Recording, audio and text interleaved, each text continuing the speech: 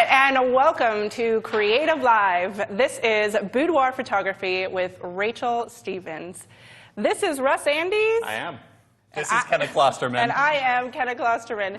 And we are going to be your hosts for over the next 3 days for this Boudoir Photography workshop. We are so excited. This is our pre-show, and what we're going to do is take about 10 to 15 minutes. We're going to just get started, warm everybody up, invite everybody to come join us in the chat room. There's a Click Live with Chat Participants button that is beneath the video that you are watching right now. So join us in those chat rooms. How are you doing this morning, Russ? I'm fantastically excited, as you said. This is a subject that I absolutely love, and it's not one that we cover all that often. Exactly. So every time we do, I'm really excited. We got to hang out with Rachel a little bit yesterday, and if you know anything about her, you were in for a treat. We are definitely in. A wonderful 3 days. For a high energy, rockin' and rollin'. Yes. But she is a very, very special person with a very special message to share. Yeah. And her husband and business partner as well, Sean O'Riordan, is also going to be a guest instructor as part of this workshop. Today we are going to be covering why we're here, what Rachel's story is, how she got to where she is today. We're going to be shooting. We're going right to the business side. Rachel is kind of the queen of skin retouching. She's going to go over retouching of all the images that we shoot. We're doing it from the beginning to the end. It's going to be great. It's going to be very good. So we are excited. We want to get to know, first of all, the wonderful students who have joined us here. And what we'd love to hear from you guys, if you want to tell us your name and where you're from, is also kind of why boudoir? Why are you excited to shoot boudoir? What is it that draws you to that subject? And we'd love to hear from you guys out there as well. So jump in the chat rooms, click the green Chat Live with Class Participants link, and let us know why you guys want to shoot boudoir. We'd love to hear it. But let's start here with Eva. Hi, my name is Eva Blanchard, and you can find me at evablanchardphoto.com and in Facebook, Eva Blanchard Photo. Why boudoir? Because I'm a woman portrait photographer, and I make photos in all the stages of the woman. But boudoir is the one who is like the most powerful and grateful for me.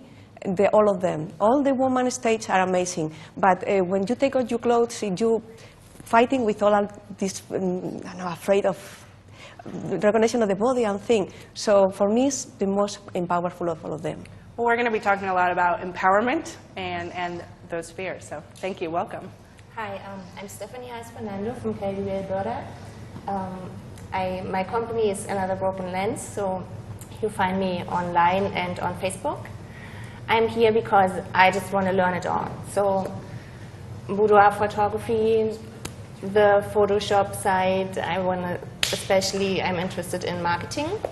And I want to do boudoir because I know women, they often try to be sexy for men, but it is, in fact, something that has a lot to do with self-love. So if the woman feels beautiful, she's always going to be just happier, more empowered, just a better person, right? Wonderful. Thank you. Good morning. My name is Michelle Chen. I'm from Washington, D.C. You can find me at magnificenceofyoustudios.com. That's MOYOU studios.com. I'm here because I love boudoir photography. It's just the sense of strength and the beauty of women that is just, it's nothing like it. It's nothing like showing a sensual side of a woman. It's very strong, like everyone's been saying, and powerful. So I'm here to learn that next level business as well. Fantastic. And you all might recognize this next guest in our studio. In the background. Yes, I'm John Cornicello, cornicello.com. That's CORNICELLO. I've been part of Creative Live for a while now, instructing, assisting, and I wanted to get the experience of being in a class. And I do boudoir and portrait photography here in Seattle, and I just want to show that everyone's elegant and sexy, empowered, and fun. So I'm also representing the male photographers today. You and Russ. You and Russ. Thanks. I am Julie Bonnell. I have Bonnell Photography in Hoquiam, Washington. Bonnell is B-O-N-E-L-L. I get that all the time. And Twitter is Bonnell Photo. Mine is kind of a more personal journey. I love boudoir photography, but I do more portraits. But I recently had my own journey, my own transformation. I've lost over 85 pounds in the past year. Wow, congratulations. Been a huge change for me, life-changing. And so this is kind of an area that I dabbled in before in the past, but I didn't have enough of my own self-confidence and self-love and self-worth, and those are things I've rediscovered in the past year. So it's kind of something that I've found a new love for, and I want to be able to help other people, men and women, kind of find a way to find that love in themselves again and appreciate what they have to offer, whether they've lost weight or they haven't lost any and they're wanting to keep putting it off for that extra 30 pounds or whatever. So thank you. Well, that is certainly resonating with what Rachel is all about, but I love that you're bringing that personal aspect as the photographer as well, because we have to experience a lot of those same emotions to be able to connect. It's beautiful. So my name is Rachel Susi with Rachel's Photography. I'm from Watertown, New York. I love boudoir because I love to show women that they are beautiful inside and out. I get a lot of women that aren't self-confident, and when they leave my studio, they are so happy and excited. It's like they're a different person. And I'm here just to kind of learn everything that I don't know. So Wonderful. Hi, my name is Tanika Knott. I'm from Antioch, California, and you can find me on Facebook at Rock Candy with an I. I'm here for the boudoir section, or workshop, so that I can help women and just anybody in general get in front of the camera and feel comfortable about who they are, and that when they see their portraits afterwards, they can feel like it speaks volumes to who they really are, or who they may not appeal to every day, or people may not see them in that light. And it's just, I'm able to help them create that voice through photography. So. That is wonderful. So glad to have all of you here. So glad to have your different backgrounds and your levels of experience. It's good because there's so many people out there who are in the same places as you guys are. So thank you for making the distance in some way to be here, and we're excited to have you. We have a lot of people who are joining us online who are also sharing why they love boudoir. We've got Laura222, who says that she loves boudoir photography because I love giving women a new sense of confidence.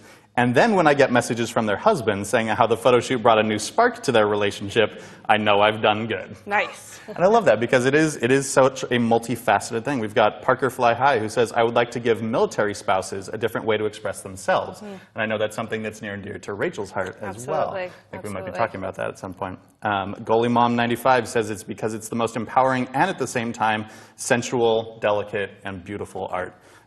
This is wonderful. Keep those comments coming, Yes. everybody. Let us know where you're joining us from. And the beautiful thing about Creative Live is that we're social here. This is a social, interactive classroom here, and so you get to influence the way that this workshop develops. So we've got John here in our studio audience, John Cornicello, but we also have Mr. Russ Andes, who will be our host, but also, again, representing that male audience out there.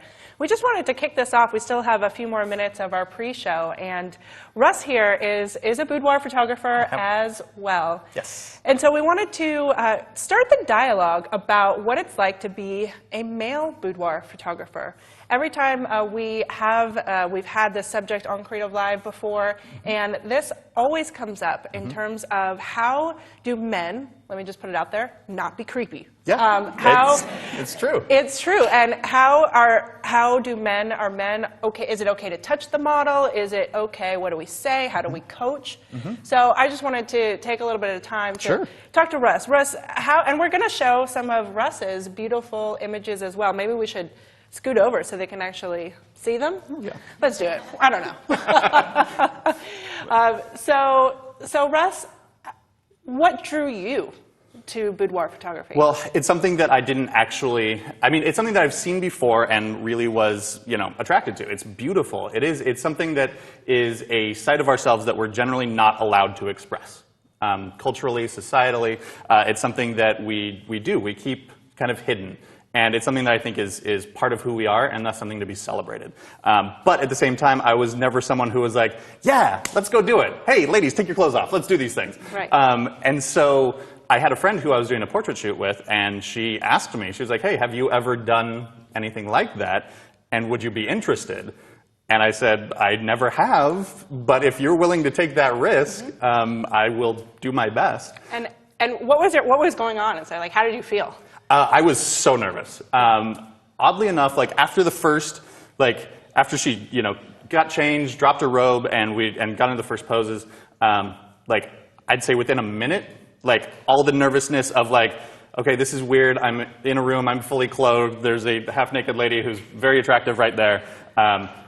That kind of disappeared, and it went into, I have to do this right. Yeah. Like, I have to get all the poses right. I have to get the lighting exactly right. Everything needs to be flattering, because this person is being as vulnerable as you can possibly be, you know, with another human being. And so that is something that I need to honor, and I need to respect the vulnerability with my own competence and skill. So how did it develop from there? So this woman asked you, and then what is your love for this art form? You know, it resonates with a lot of what people have said. A part of it is a very just simple aesthetic appreciation. I love the beauty of the human form, like male or female. There's something about it. I think it goes back to, you know, what is beauty? Well, it's something that our brain finds aesthetically pleasing. Why do we find those aesthetically pleasing? You know, you want to get scientific, it goes back to, like, you know, mating and all that kind of stuff. So I find, obviously, it's just aesthetically pleasing, but at the same time, like, that confidence, like, when the people come back and see the pictures and just melt and just feel... How does that make you feel? It makes me feel amazing, because, like I said, I feel very personal responsibility for it, because it is a trust. It is it's a gift that they're giving me, and I need to respect that. I need to live up to it, and when I find that I have, at least in some way, lived up to it, that is very gratifying. It just makes me feel good. So we're looking at some of your photos, Russ, which I think is, you know, absolutely beautiful here. Yeah. What's challenging for you when you're photographing these women? What is it that you're hoping to develop for yourself in these next 3 days?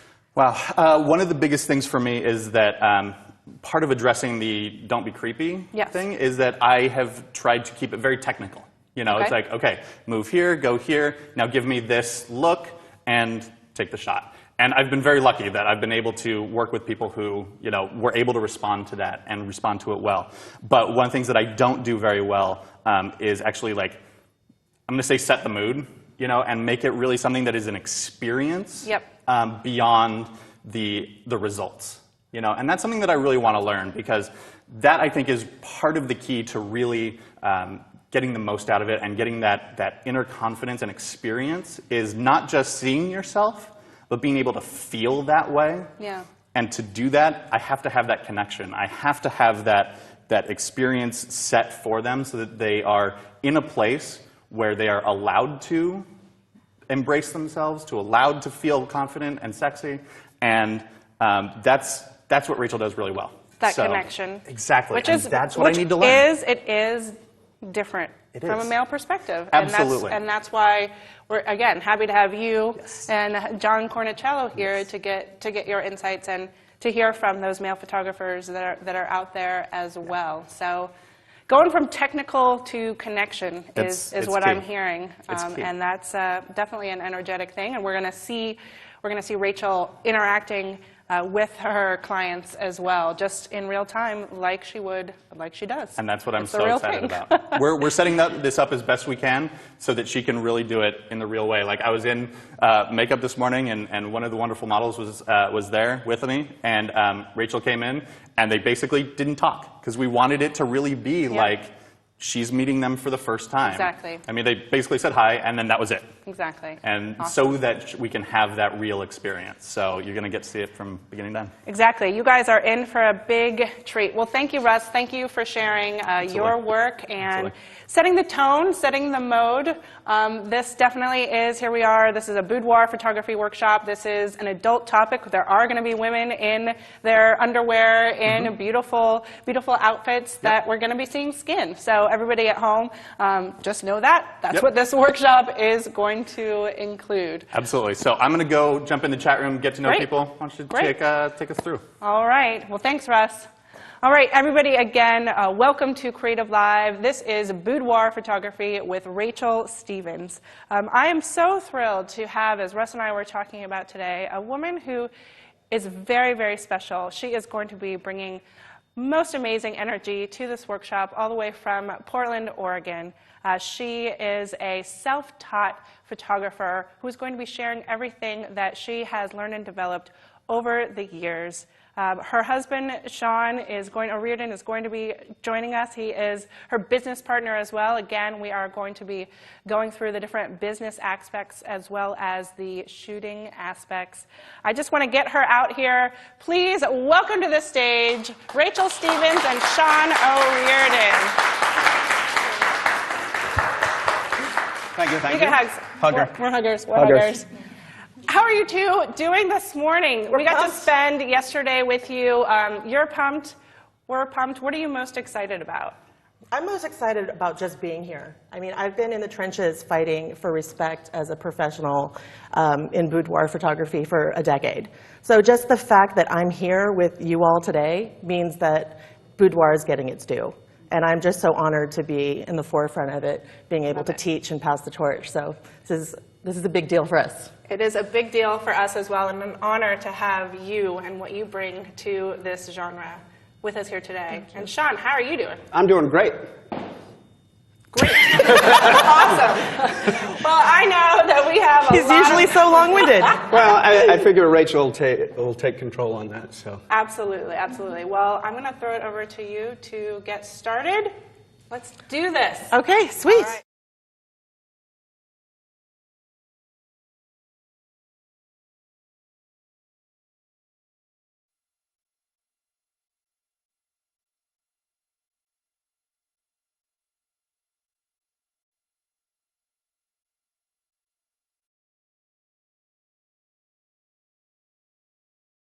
So we're going to dive right in, and Rachel's going to talk about what everybody's going to learn over the next several days and what we're going to start with today.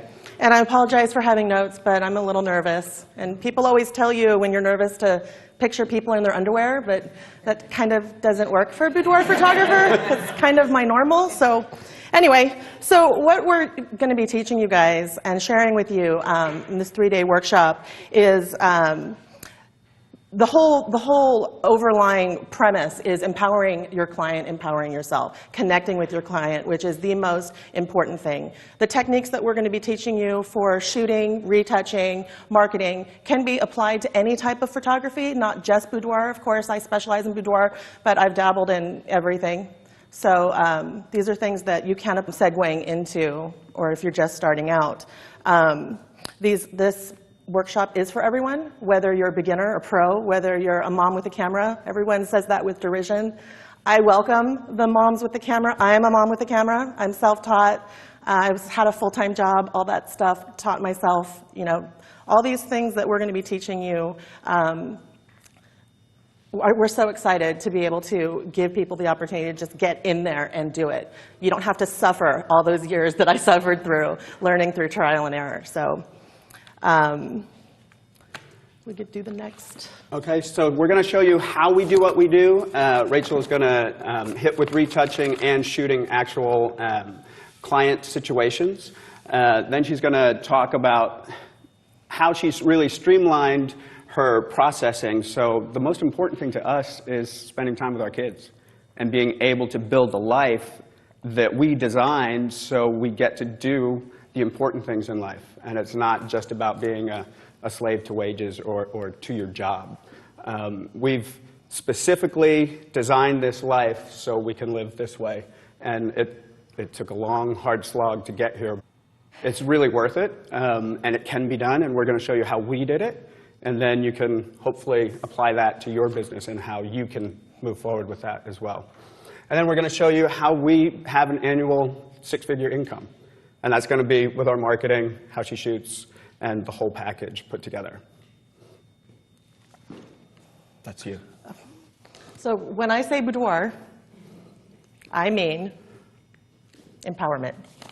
So we already talked about this, empowering your client, empowering yourself. So let me talk a little, very quickly about the numbers.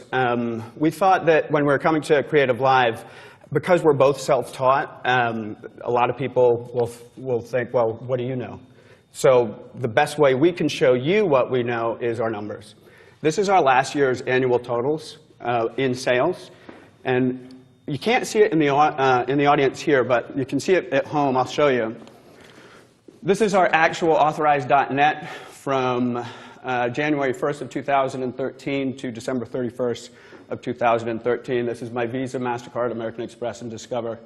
My total sales is $329,000.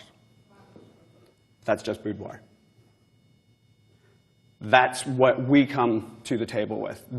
It can be done. You can do it. We've done it, and this is all self-taught, not going to school to figure it out. Just the last decade, this is how we've done it. So starting out, I was a single mom, and I was raising my son, a 40-hour job, 9 to 5. I was feeling really unhappy, although I had all the things that I thought I was supposed to have. A paycheck I could rely on, a 401k I was building on, and a reliable job. I just bought a condo, but I was miserable. I was totally unhappy, and I knew that my life needed a change. And I think that we all kind of get to that place where we feel like we want to be more creative. And I think that as artists, we all have that child inside us that wants to play. And that's really what art is. It's just about exploring and playing. And for me, working in a corporate world, pushing paper just didn't provide that opportunity. And when you're a single parent, you really have no time for yourself. So when I started teaching myself photography, I wasn't secure enough to ask people to pose for me. So I started taking selfies before selfies were selfies. So that's a selfie. Like, what a big difference 2 babies makes, I know. So I would take pictures of myself, and when my son was asleep after I put him to bed, and trying to teach myself about retouching, like actually painting with a brush over the skin, like horrible, horrible Photoshop. But everyone starts somewhere. And lighting, I lit this with a stack of paint cans with Home Depot floodlights clamped to the top, like this far away from me. And I didn't know what an intervalometer was, so I would pose and then run to the camera and push the self-timer and run back and pose. And so you're all sweating after like 3 minutes. But before we had MySpace or Facebook, we had Friendster. So my girlfriend started seeing the pictures that I was taking, and they were like, "What? I want some." So I would do their pictures and then their friends, and because I didn't know them, I'd be like, "Well, give me like $100."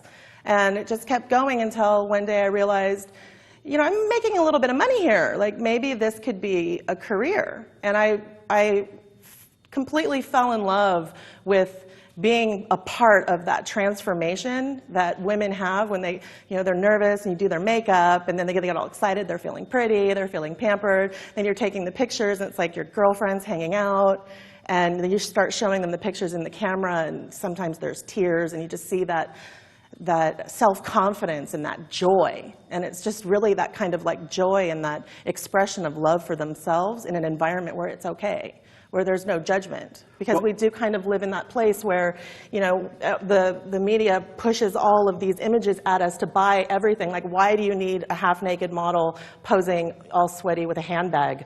Like these kind of sexualized images are always at us, but yet it's not okay for us to be sexy. Then we're not respected, or, it's girl-on-girl crime, all kinds of stuff. So that's one of the coolest things through my journey from the very beginning that really kind of hooked me, was this incredible sense of sisterhood that I'd have with these women. And well, you were also at a point in your life where you needed that as well from previous relationship. And correct, exactly. So it was... before I knew it, Sirens was born. And Sirens is what I call my clients. I don't really follow photographers, but my hero is George Hurrell. And for those of you who don't know who he is the old Hollywood 40s photographer icon that did all of the Greta Garbo and all that really, this Joan is... Crawford. And... Yeah, this is my work that I did in my garage. I had one piece of black velvet and those Home Depot lights. So getting to the point where I decided, okay, I want to do this for a living. I mean, that was really scary. I knew that I had a paycheck coming in to feed my kid. So taking that leap into the unknown was terrifying for me. And I really struggled with, am I being a good parent? Is this the right thing? If I'm going to take this risk, this is something I'm going to drag my kid through that has no choice. And I don't know if you guys had read my bio, but I am a survivor of domestic violence, and the reason that I like to keep that in my bio is because that is the connection that I am rooted in. When you lose yourself under the boot of another person, do we have tissue? Because this might happen. It's dusty in here. That's right. The whole, when I mentioned really loving that connection and seeing that transformation, allowing women an opportunity to heal themselves and love themselves has been my opportunity to heal myself and love myself. And it's something that never goes away. And no matter how much you love what you do, when it becomes a job and you're busy, it becomes a job. It can start to, you can start getting burnout, and you can start to disconnect with your passion. And every once in a while, you may get a client that totally doesn't get it, and you're trying to find a way to connect. And that's always where I go back. I always go back to that place where I was, where I started, and it centers me and makes me realize that everybody has a journey. Even if on the off chance I can't relate to it, everybody has a journey, everybody has a story, and they're trusting me with facilitating this experience. So that's where the passion lies. Now, becoming a professional photographer, then you have to know what you're doing. My whole motto is fake it till you make it. I feel like I'm still doing it. I don't know if you guys notice, but I still am feeling that way. It's something that even though you're panicking on the inside because, oh my God, why is this blurry? Or, why it's like, you don't want to be like, oh crap, why is this blurry? Hold on a second. Like, you don't want to share that energy. You're going to be like, I'm going to just move the light and we're going to hit this from another angle. And then you're going to fix it. And they don't know. And the energy you share is so important. So just keeping that confidence, even if you're not feeling totally confident while you're learning, is so important. And then next thing you know, it's almost like you're faking yourself out. And then next thing you know, you're just confident. So fake it till you make it is so important. I decided I wanted to go ahead and do this. And I was going to be a photographer. I was going to do it for real. So I decided I was going to move back to LA. Great place to start. Most saturated city probably in the world for a photographer to go to. And I uprooted my son, sold my condo, and moved to LA. And told myself that I would give myself 1 year. And I treated it like a job. So obviously, once you want to be a photographer, you need to have a portfolio. So I was already doing boudoir, although I didn't know I was doing boudoir. And so I started shooting everything else. I was shooting weddings and headshots and kids and bands, lots of bands, all kinds of stuff. I was like doing everything. But the one thing that was the only constant was the boudoir, was my photographing women. And I shot about 5 to 7 sessions a week. Sometimes 3 a little shoots more. a day. Yeah.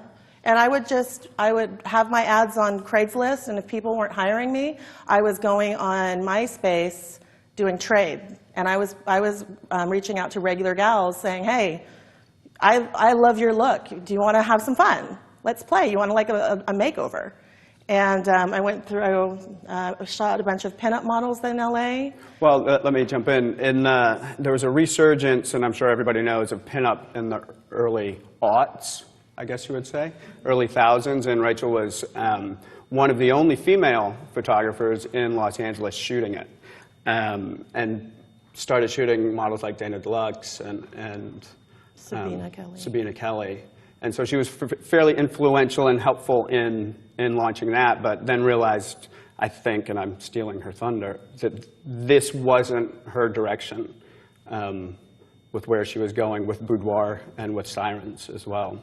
And then that's kind of how you segued and moved through. Yeah, I don't think it's like a conscious choice. I think, when you feel what you're meant to do, it's just something you feel. It's not something that you're telling yourself. It's not a conversation you're really having. It's a revelation. It's just, it is. It's like a revelation. Like you're in there doing it, and you like take a moment. You're like, I'm having fun. Like this is awesome, And I had fun at other stuff too, but it didn't carry that meaning for me. And I think for me, coming from the history that I have, I needed that so much, and I think that that's something that.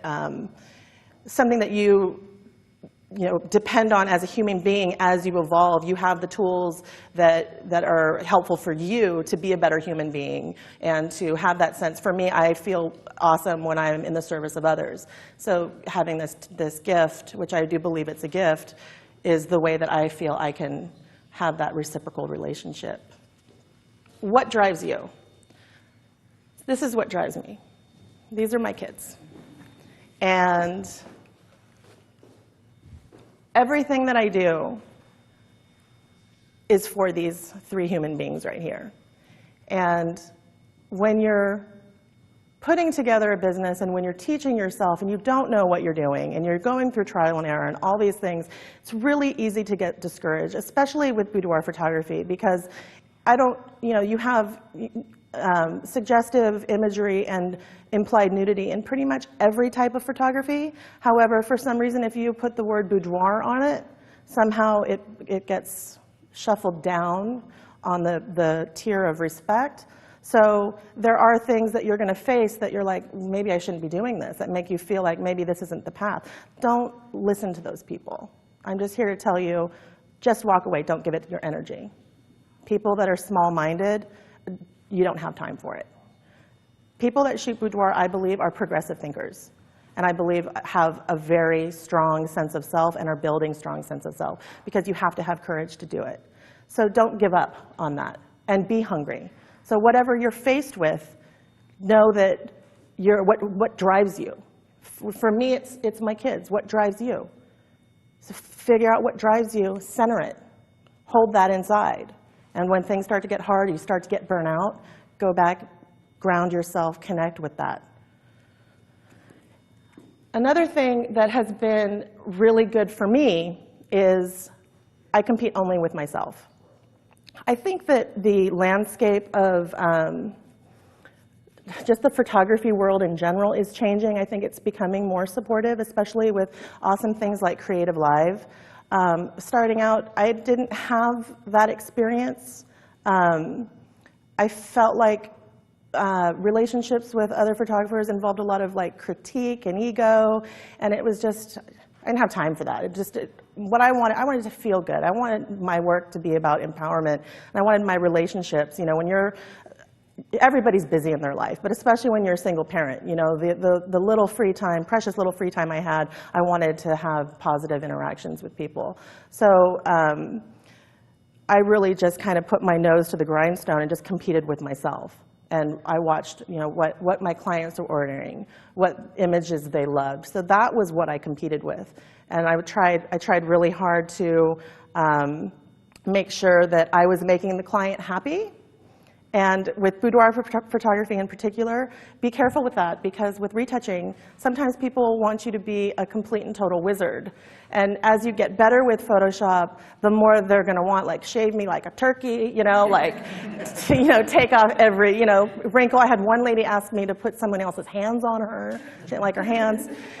So what I recommend when you're doing this, this whole solidifying with yourself and with your drive and with your passion, is also figure out where for you, what you're offering, where you're going to take that. Because once you start doing more for people, then you get locked into it. So it's been a bit of a journey for me, having to dial back on it, and just don't put yourself through that. So when you're creating, this is what I'm sorry I didn't label it first, but that's when you're creating your brand. So be very careful. When you have your website up, then that's your portfolio. Your website is your portfolio. It's so important to be honest about what they're going to get. So that way you're not getting yourself into becoming a slave to client expectation. And never, ever stop learning. And the most important thing I've learned as a self-taught photographer is how lucky I am to have been self-taught, because I was not put in any kind of box by education telling me, you have to do it this way, and you can't do it that way. I mean, the way that I shoot, if you look at everything, probably really techie people are going to tell me I'm doing everything wrong. But it forced me to create, and it was fun. So I have that thing about me that I've never had hindered, where I go in to shoot and it's like an adventure. It's fun. I push it. You can guerrilla shoot. See where you can mix the light, and it's awesome. And I mean, what other career can you do that with? Photography is such a blessing. And I think when you get to the point where you're like, okay, I know everything, I think that you deny yourself that adventure, that evolving, and that child inside you that wants to play. So I don't think that ever goes away for an artist. Okay, so how I work. So of course, we talked about it before, family first and foremost. I know that for me, boudoir photography, I'm locked in. I mean, this is how I feed my family. We do not have any secondary income. So, sometimes you'll hear people, if you're not having fun, don't do it anymore. It's not like I can go, well, I'm just going to be a dentist now. You know what I mean? And I've been out of any other profession for so long, I don't even know what that would look like for me. So for me, how I can make my business, how I can design my life to make my business and my life awesome, maximize time with my kids. And I know that boudoir is a very niche market. So for me, and moving to Portland, Oregon to raise my kids, I knew that I would have to travel if I wanted to make a sustainable business. Like just doing boudoir in one location for me wasn't going to work. So I chose to take it on the road. I travel to, right now we do New York, Atlanta, Hawaii. We do New York, Atlanta, Honolulu, Boston, Austin, that rhymes, DC, Portland, San Francisco, Phoenix, and I think that's all on the docket. I go. He doesn't. He stays home with the kids. I am Mr. Mom. No roosters in the hen house. Mr. Mom. When I'm shooting. So then when travel, I went through the whole adventure with venue, hotels versus private rentals. Right now, I only shoot in private luxury vacation rentals, and I only use Airbnb. Hotels, they're expensive.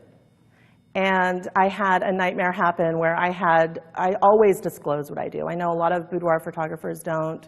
I do. I think it's a liability thing. And also, I demand respect as a professional. There's nothing that I'm doing that's wrong. It's non-commercial. I'm not selling it to a magazine. So I don't see why someone's personal perception of what I do should hinder me being a client or customer.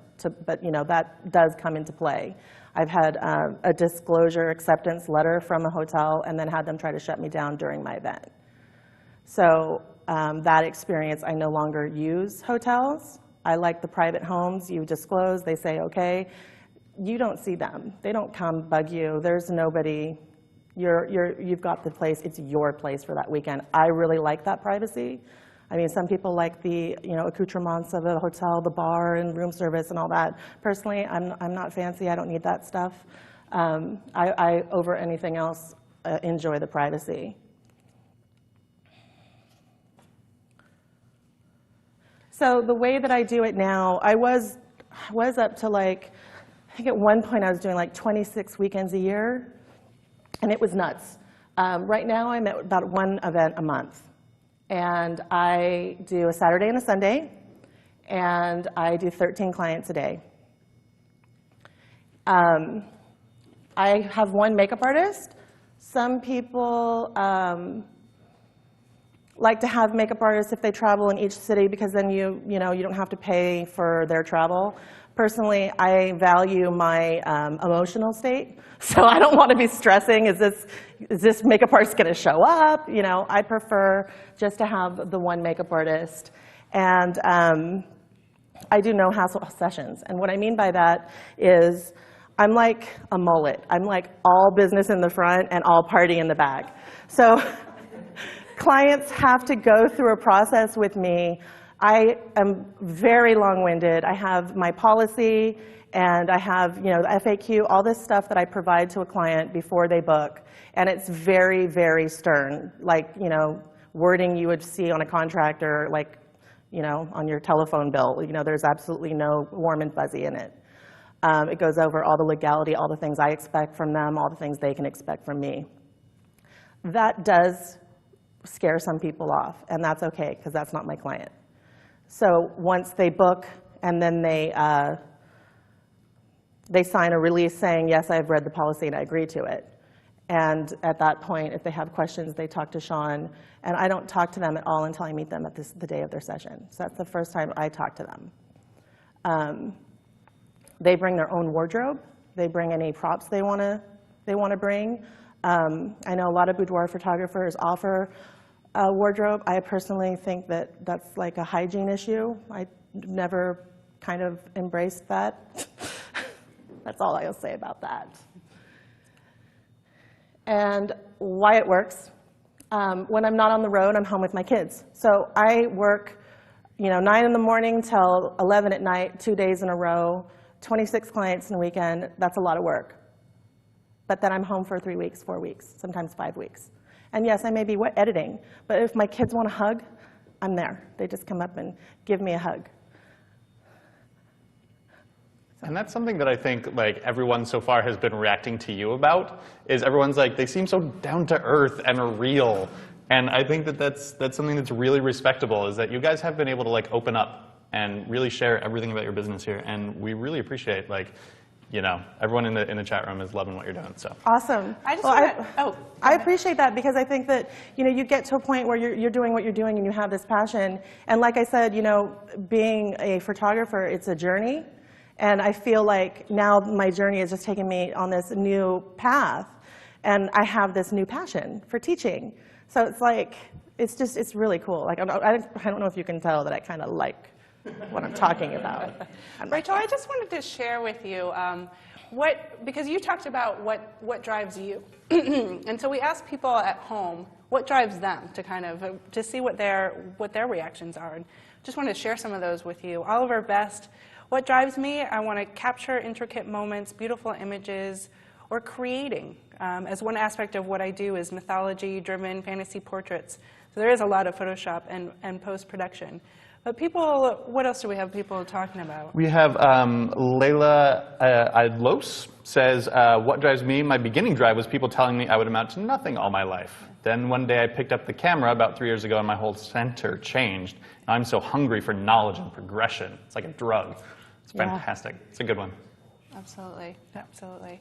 I also really appreciate that this is a very different model. Very different business model than what I've seen and what is out there. So I think people are really interested to know why it works and how you make it work, because it's not something you see every day. So yeah, and I'm for the first time, I've been like teaching in different ways for the last 2 years, but for the first time I'm making my event schedule available for people. It's in the bonus material for people that purchase. You'll get my actual schedule to see how I shoot so many people in a day. So long hours, bring them on. I'm not afraid of hard work. I think that, you know, I'm all about work hard, play hard. I think that if you work really hard, when you're passionate about what you do, it's not even really like you're working. You know, it's like you're into it. You're into what you do. And when you go and you travel and you shoot all those people in one weekend, you're in, you're out, you're done, then you're home. For me, I'm a homebody. I like to go right home right after. My kids are still really little, but you know, they're sure if as time goes on, I might want to maybe in New York and stay a couple extra days and kind of see the city. So it does provide that opportunity for those people that have that travel bug, that you can kind of stay and make it a little extended vacation after you work. So because Sean's the one that does all the client correspondence before the event, I'm going to have him talk a little bit about this part, about the client anticipation. Well, yeah, so Rachel, we'll have her in a different city maybe once a year, sometimes twice, Washington, D.C. twice. And what that helps us in marketing, both for the current event that we're marketing or the one 6 months from now, is it's a limited time. She's only going to be here for these 2 days. We've got 4 spots left. And that helps clients really get on board and say, oh yeah, I need to do this. I've been following her for 3 years, and I've always meant to do it, and she comes to DC. I should do this right now. And then for those who, I can't do it right now, but I see you're back in October, then I'll book for October as well. So the having her in a limited capacity in each city really helps us in our marketing with clients. Well done. Thanks for that, Sean. And like you said, so it creates that exclusivity. So it makes me seem really fancy because they don't have access to me all the time. You know, oh, she only comes to New York once a year. Oh, when should I book? And so then it kind of like lights that fire, and then, you know, well, she sells out pretty early, so other people are booking, and, you know, so it kind of like creates that kind of like velvet rope, like people are coming in to someone who knows their stuff. And, you know, they are, but obviously when you have your business model creating that without actually having to say it, and you're just providing that experience through the whole thing, it's just something from start to finish that is just being laid out for them. And travel is fun. And you have, for me, I tend to get bored really easily. So I think for me, a studio would probably be, unless I had a lot of money to be able to switch it up a lot, I think a studio for me would get old really quickly. What I really enjoy about travel is I really enjoy going around to the different areas of the country and getting to interact with different people. Like I love Southern women, and I love the New Yorkers. You know, and everyone kind of has from their own little area, they have their own little way about them. So that's a lot of fun. And also, every venue I go to is different. So, you know, it's always new. And then there's also that, like for me, it might stress there's a little bit of stress, but for me, when I go into a venue and I don't really know what I'm going to see, I mean, I've seen pictures, but you don't really know till you get there, that to me is exciting.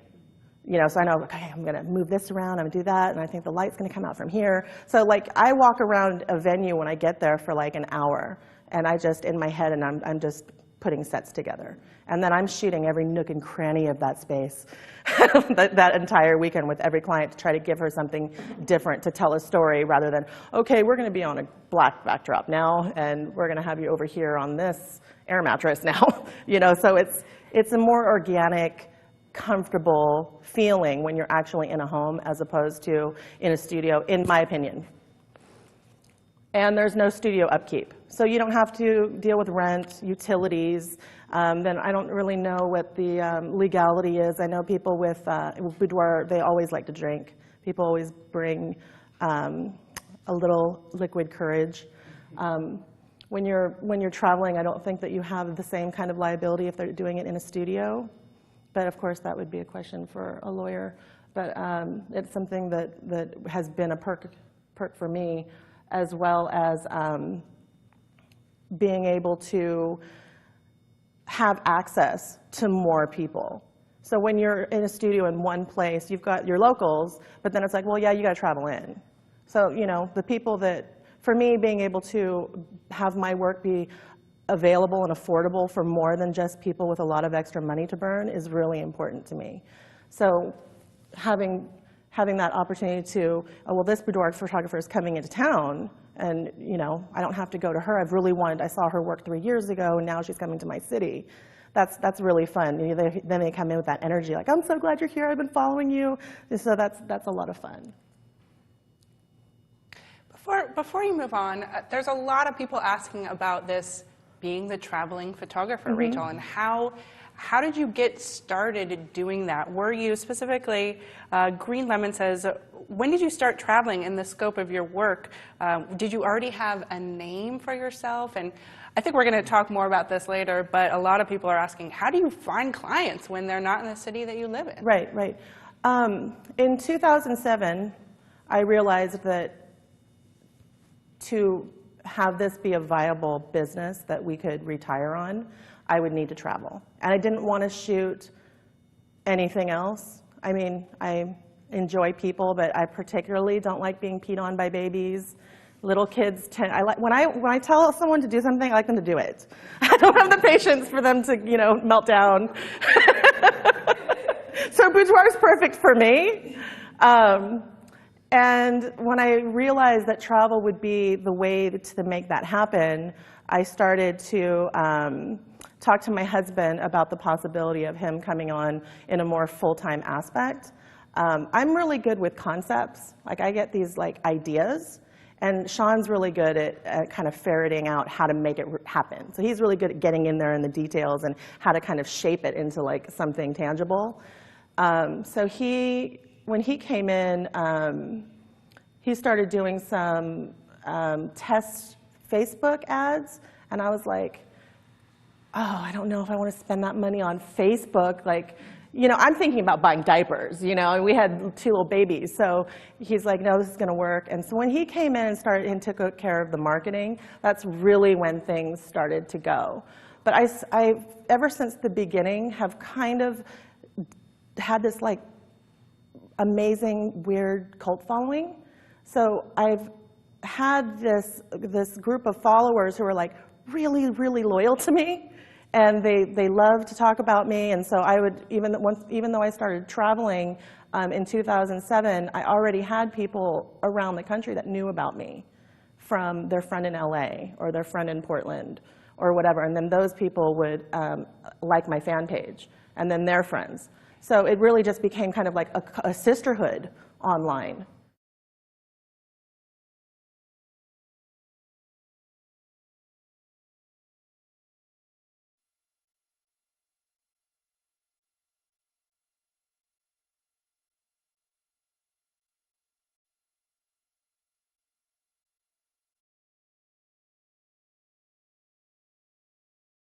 For the experience, and I think this is kind of what started drawing people to my my fan page, is because my whole thing is about empowerment, and it's about nurturing the client, and it's about this relationship where you're providing a safe, non-judgmental space for this person to get her sexy on. And it's okay, and let's celebrate it, and it's awesome, no matter how old you are, or what shape, or if you have stretch marks from kids, or you've had issues in your past with abuse. So women everyone has a story. So to be able to have this environment that's very healing for women, they can have fun, it becomes addictive. And it's something that I'm very, very adamant about carrying on into my social media outlets. I'm very Facebook focused, and on my Facebook page, part of the experience is not only just leading up to the session and you're shopping and you're getting ready and you're getting in the headspace, then you have your session, and then you are waiting for your proofs and you're excited. And if you allow me to showcase your image, I'm going to put your teaser up before you get your proofs. And women are they live for this, waiting for their teaser to go up, because they know that it's going to go up. They want to see it, but they want to see the comments. And it's where else in life do we put up a picture of us in all our glory, and other women, strangers, are oh, you're so beautiful. I love your eyes. You have the most beautiful. I love those shoes. Just compliments, free. Not wanting anything from you. So when we heavily police our page, because there are internet trolls. People tend to be very emboldened by the anonymity of being behind a computer. So I ban and delete. I don't even, it's not a conversation. If you take the opportunity to tear someone down on my page, you're gone. And some people get upset because they think it's I'm messing with freedom of speech. But this is my work, this is my brand, these are my ladies, and I'm going to protect them, and I don't care what anyone else says. So here we have a testimonial. Got in my book, hysterical, crying, hiccups and all. Whose pictures are these? You found beauty and eloquence that I... So this is when I'm talking about a healing transformation, a nurturing, This is what I'm talking about. And when I get this kind of feedback, it just pulls me right back. And I'm just like, I am so lucky. Because, it's hard, especially when, I went back on the road 2 weeks after I delivered my babies by C-section. So I'm kind of like a weekend warrior. I'm kind of like, I'm into it. But, your body, it takes a toll sometimes. I come home with 30,000 images after a weekend that I have to go through and pare down each client to 40 to 60 for their proofs. It's a lot of time on the computer. So sometimes that gets a little, So when I get these very real, heartfelt testimonials, and it's just really feedback, just emails or voicemails. It's just like, okay, this is all worth it. This is why I'm doing it. So we've discussed the online sisterhood, and I think what's really important when you have your fan page, a lot of people look at the number. I've got 7,000 likes, and we don't want it to go down. We don't want it to go down.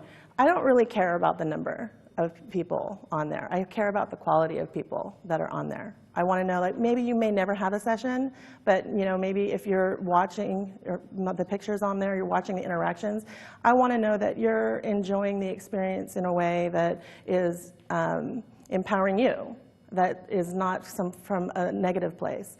So I really, for boudoir photography, really recommend that other people also really police their page and keep control of it. Your client has feelings. It can completely ruin the experience for her if she comes on your page and she sees her teaser image and someone's tearing her apart. It can ruin everything. I mean, I had a fear of public speaking for 30 years just because I mispronounced the word tidy in English class when I was in 5th grade. I said titty. And yeah, I recognize the irony in that. But the smallest thing can change everything, your perception, everything. This experience is so beautiful for your client. You want to make sure that you're doing everything that you can do to protect that for her. And I know that I discussed the whole critiques thing, especially when other photographers are on your page. I don't really care about critique. It's not something that I value, that I feel like it really does anything for me. It doesn't empower me. It doesn't help me make my work better or help me in any way. So that's something that I stay away from. And that's something that I don't allow, on the image, even if it's a photographer saying, well, the pose looks awkward, or that's too much Photoshop, or whatever. It's ban and delete as well. That's me, That may be a little hardcore, but I am very passionate about what I do, and I do really care about my clients. So I do get kind of mama bear, which is why I have earned the title Mama Siren, which is what my ladies call me. Product. So when I travel, like when you travel, everything's weight sensitive. So I have to keep everything under 50 pounds. I try not to travel with more than 2 cases. This is my product display. I travel with 2 other little books, and that's it. These books down here are my travel display. These are what I want to sell. So there are digital images people can buy. I just finally did Cave, and I started offering the print files. It's something I haven't done up until like last year. I started doing it just because, there's so many great places people can go print canvases now. They don't have to go to Costco anymore. So trying to be competitive and stay in front of the, what's trending is important. So I just finally said, okay, fine. And that's been doing well. I have little crystal clear custom flash drives with my logo stamped on it that are with metal, so they're nice and heavy. I ran out of them. I should have had one with me. I'm sorry, but I ran out. We proof and order online. So the client, after her session, she gets her proofing gallery, and then the proofing gallery goes right to ordering software. So we have our website, our proofing gallery, and our ordering vending software through the same company, Into the Darkroom. And they were generous enough to do giveaways and I believe discounts as well. They're awesome people. Customer support is amazing. I highly, highly recommend them. So we're all paperless. We don't upsell. We don't do presentations, anything like that. The way that I get around that is a client never, ever sees an unretouched image. And that's a lot of work. But I started writing my actions to fast track my post-production process. And when I started teaching 2 years ago, I realized this is really something that is so ingrained in what I do, I'm just going to package it to sell it. So I work very, very heavily with my actions, and I have batch actions. So once I get all my deletions, I batch them down into a proofing folder, which are smaller PSDs, and then I have the working layers on it, and like literally takes me, I can do 7 or 8 client proofing sets in 6 hours. So it's really, really fast. But the client is seeing all the things that they don't want to see are gone, pretty much. So they're getting an idea of the polishing that's going to happen. And then I never see my product. So once they order, I drop ship straight from my lab. And that's why I kind of freaked out and got emotional when I saw these big prints on the wall, because I've never seen my work printed so large. And I was like, wow, that's really nice. So it's really important to have a lab that you trust, that is competent. I mean, I'm working long hours sometimes. You might hit the brush key instead, and you put a white dot on the corner of the image, you don't notice it, and you send it up for a book. That's going to cost you $200 to make. My lab calls me and is like, there's a dot on this image, you might want to send a new one. So they are on it. They're amazing. I use Miller's Labs, who have also, I think they're doing some giveaways. Yeah. I'm going to have to call myself out real quick. So I, of course, because Murphy's Law, I have a pinched nerve in my shoulder. So if you guys see me doing this, I'm not getting all excited and doing jazz hands. I'm getting these electric shocks down my arm, so I apologize if this looks weird. It's just, yeah. All right, everybody. Sean, do you want to talk about this side? I already talked about my end of it, but Sean is the one who also, he does all the pre-shoot correspondence. I see the client at their session, and then I'm hands off. He then deals with all the ordering.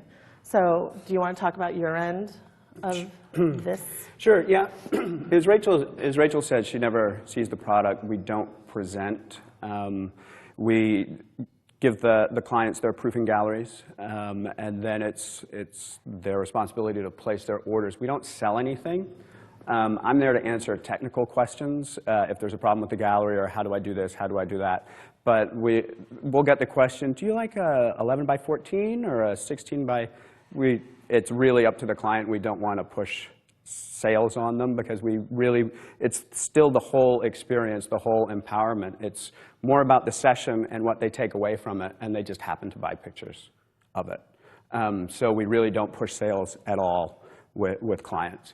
And then we just let Rachel's work sell itself. That's where we're at in her level, and where she is in her career is, here are the images, and what would you like to work with?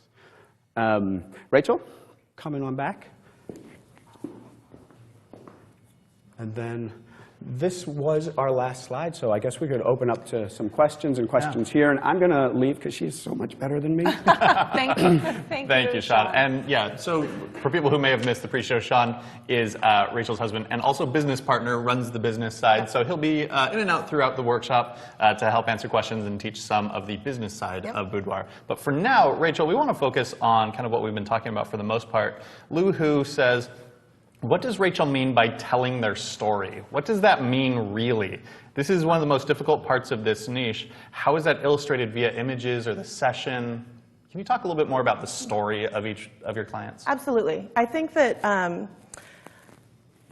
as women in our culture, we are conditioned to be certain things.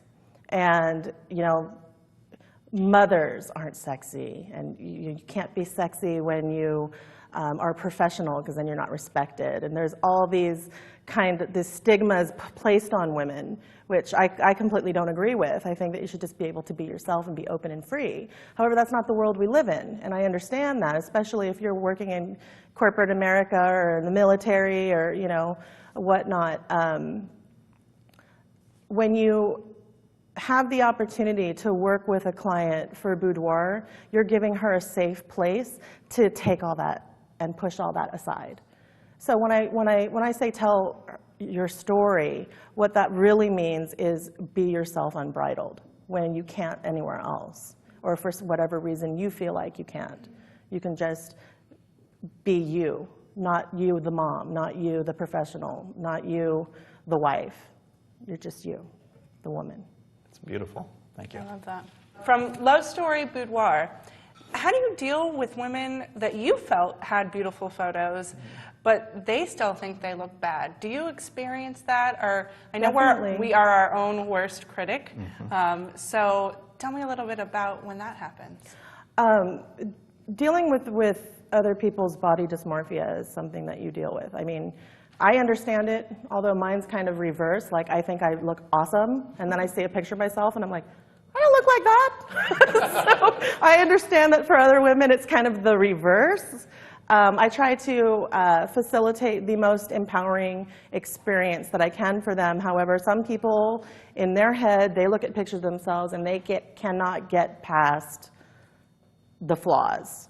The way that we could, you know, this is a business. You want everyone to feel great, but this is a business. So I did mention that I'm all business up front. I have this policy that all my clients have to agree to, and part of that policy is that there's an order minimum you have to meet, and this is not satisfaction guaranteed. We don't guarantee that you're going to love your images. We'll do everything we can so you will, but this is a business. Yep. Thank you. With that order minimum, how do you, I guess, follow that? Or how did you make sure that they actually do follow through with the order minimum? Because that's something I feel like that would take a lot of my effort and take away a lot of my free time doing that. Yeah, there is an amount of chasing involved, but it depends on, you know, I don't know what the laws are in the different states. You'll have to look up and see what the law is for like an account, how long an account has to go past due before you can send it to collections. And we have a company we report to all 3 collection agencies if they don't meet their minimum.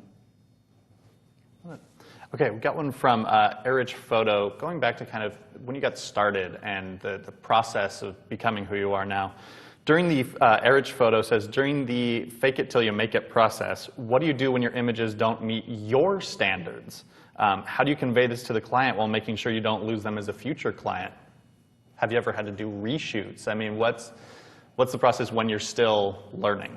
There are a lot of people out there who are new and want to figure out how to do this right. I would say be patient with yourself and be realistic. You're not going to start out you're going to be where you are. So that's where your pricing will reflect. I mean, you're not going to come into this charging, you know, $2,400 for a book. You know, you're going to come into this starting, you know, I don't really know what the starting pricing is, but you look in your area for whatever other portrait photographers that you feel like your work's in line with, and start there. I feel like it's very difficult, especially for type A personalities, to be patient with yourself, because you do have this idea in your head of where your work should be. But I think that it's important to recognize what that really is, which is a drive, and not put the expectation on yourself of, okay, my knowledge and my technique is here, but I need to be right here. So you have to be able to be patient with yourself and recognize that that's just drive, and that's a part of your journey, and you'll get there.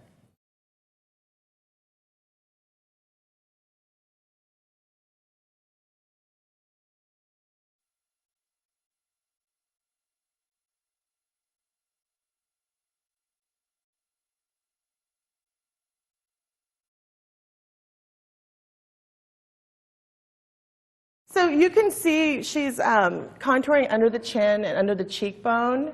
And once I turn the lights on, it's gonna blow all that out. So a lot of times, especially when you're smoothing skin, you can start to take away that makeup. And it's really important to put that contour back. And once we get to the retouching post-processing segment, I'll be demonstrating this real time what I'm talking about. But if you sit and just watch how the makeup artist puts the makeup on, then you're getting an idea of all the different, where the shadows are supposed to be. And in my actions, I do have a makeup kit. So you can just reapply that makeup very easily and put those contours back in.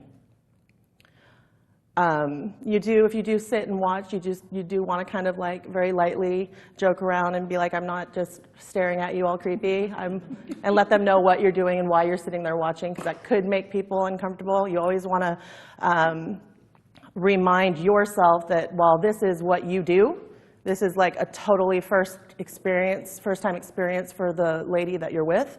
So you want to make sure that whatever you're doing, they're comfortable. Are we close? Yeah, Sweet. you are. Rachel, you talked earlier about working with makeup artists and taking them with you to location. How do you go about finding makeup artists to work with? Okay. You can look on Model Mayhem is a great resource. Also Google fashion or wedding photographers. Wedding makeup artists. And the reason I like them is because they are comfortable with working with real women, and they're also comfortable with working quickly and efficiently. When you get people working that have fashion experience, a lot of times those makeup changes are really fast, and they have the kit. Foundation for photo shoots is really theater makeup. It's not like your normal foundation that you'd wear every day. So you have someone that has their kit already ready for photo shoots, but also has that experience with regular women. So I really like having that balance of experience with a makeup artist. Great. Thank you. So we're going to get started in just a minute here. So I'm just going to discuss really quickly what I do, since I just meet a client for the first time at their shoot, and they'll be done with hair and makeup. They come into me, and I give them a 1-minute client rant. So they get to just get it all out. And when you're nervous and you're holding all that stuff, like, oh, I don't like my stomach, or like, this is all stuff you're holding in your head. So I'm like, okay, you can get it out. You got 1 minute. I don't like my thighs, or I don't like this, and blah, blah, blah. And a lot of times, their story will kind of start to come out. So I'm mentally noting the kinds of things that I can bring in to connect with them through their session. And as far as what where their insecurity lies with their body, I know that, like, if, say, they don't like their belly, then I know with lighting and posing that I'm going to want to downplay those areas with blur, shadow, those kind of things. So those are all little techniques that I use to kind of save myself in post. And it also provides the client an opportunity to get all that negative stuff out, and then there's no more self-deprecating allowed. So at that point, we're like, okay, now it's all about empowerment. Now it's all about feeling good. So if they do kind of like go back to that, and I don't like this, I'm like, we're not doing that. We're done with that. So then that way you're driving the session in a positive way, and you're keeping that empowering connection. Is there anything you'd like changed? No, she's looking great. Perfect. Thank you. And you're all ready to go? So. Sweet. Okay, certainly. All right, I'm going to grab my camera real quick. So are we gonna have Jenny do her 1-minute rant? Yes. Cool. So let's get rid of your stool there. Let's hop up. That's easier said. Yeah.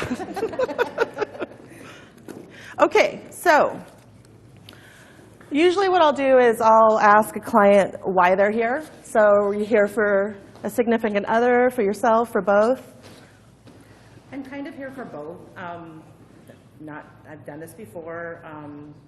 It's kind of a documentary in a way. You start out, when I was 20 something or other, and go through the progression of pictures. So you kind of have a documentary of your aging process. Okay. And see all the things that have changed in your life and kind of pinpoint, okay, at this point in my life I was doing this point in my life I was doing that. So that's part of it. So it's just like a celebration. Celebration of me. Nice, perfect. So let's do your client rant. Well, 5 years ago I was about 60 pounds, 70 pounds lighter. Okay. 5 years have gone by and there have been a lot of upheaval and changes and things that happened, and now I'm 70 pounds heavier. So it's on my brain. It's something I want to get rid of but haven't gotten rid of yet, and so what are the areas that you're most sensitive about? mostly the front, the front. stomach, Okay. area. Okay. So that's kind of about the most. Okay. If I lose that 70 pounds, I'll have a great wardrobe in my closet. Okay. Cool. Perfect. But that's my sensitive area. Okay. And what are we wearing under the robe? I have on a kind of like a skirt with garter, no stockings, the panties, and the matching bra. And so is it open right It's- here? Yeah, it is open right here because I'm trying to conquer fear. Okay, good, good. Awesome, perfect. Okay, well, let's get started. So we get my light. And you'll run into that where a client will say that she's sensitive about her midsection, but yet she'll wear a midsection revealing outfit. So I know that I typically won't shoot her in that area just standing forward. So if she has a robe or something, we'll start with the robe. So let's go ahead and undo the robe. And does that come all the way off? This thing? The tie? Yeah. Let's just pull this all together. Thank you. Just one bag. It's fine. That's good. And your son bounces it. No, not yet. So what I do when I'm starting a client, when you're connecting with a client, it's all about power posing. So I watched this amazing TED Talk about power posing, and I do it myself. I tend to kind of come in like this, I think that large-breasted women tend to do that. We kind of try to hide a little bit. And I was watching this TED Talk, and she was talking about when you're hunched in like this, your posture is presenting out to the world like go away, weakness, a lack of confidence. So what I like to do, especially when a client's nervous and they're coming in, they don't really know what to do, and I always have them mirror me. So I'm going to show them the pose I want to do. So let me just go ahead and move these cords real quick. Thank you. And I apologize, I'm tethered and I'm not usually tethered, so I might trip myself. That's okay, because then you get great laughing shots. Okay, so I'm going to have you stand right over here. And I'm just going to have you stop right there, and we're just going to kind of angle this way so they can see both of us. So what we're going to do is you're going to put your hand on top of the robe, and then here like this. Your feet out like that. You're going to roll your shoulders back and down, and you stretch your head up and bring your chin forward like this. So what we're doing right now is I'm centering myself in a power pose, and I'm grounding myself in confidence. And I'm putting my client in the same power pose. And we're grounding her in her confidence. She doesn't know it, but this is a reciprocal energy that you're now sharing. Even if you're like, you're starting out, you're not completely confident with your skill or technique or whatnot. Maybe you're just having a hard time connecting with that particular client. If you're a male and you're afraid that you don't want to be like that creepy male photographer, it's just so important to know that the energy that you share is the energy that they're going to receive. So you put yourself into that confident power position, and that's where you're going to start. That's the energy that you guys are going into the session with, and that's what you want to keep, where you want to keep the connection. All right. So of course, I'm right in front of my light.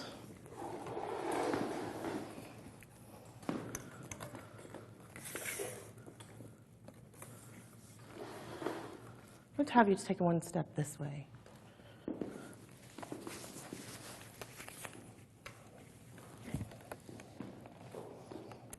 So I shoot wide open. This is a 50 millimeter 1.2L. I'm at 1.2. Let's have you bring your shoulder in this way a little bit. You're going to bring your chin towards that shoulder. There it is.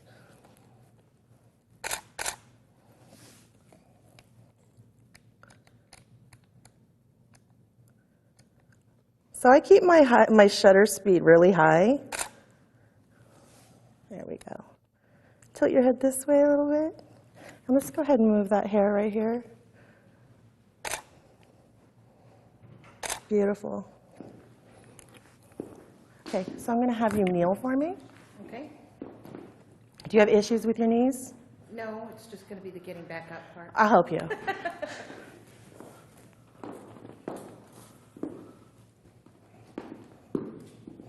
And turn your body this way towards me. Come this way a little bit more.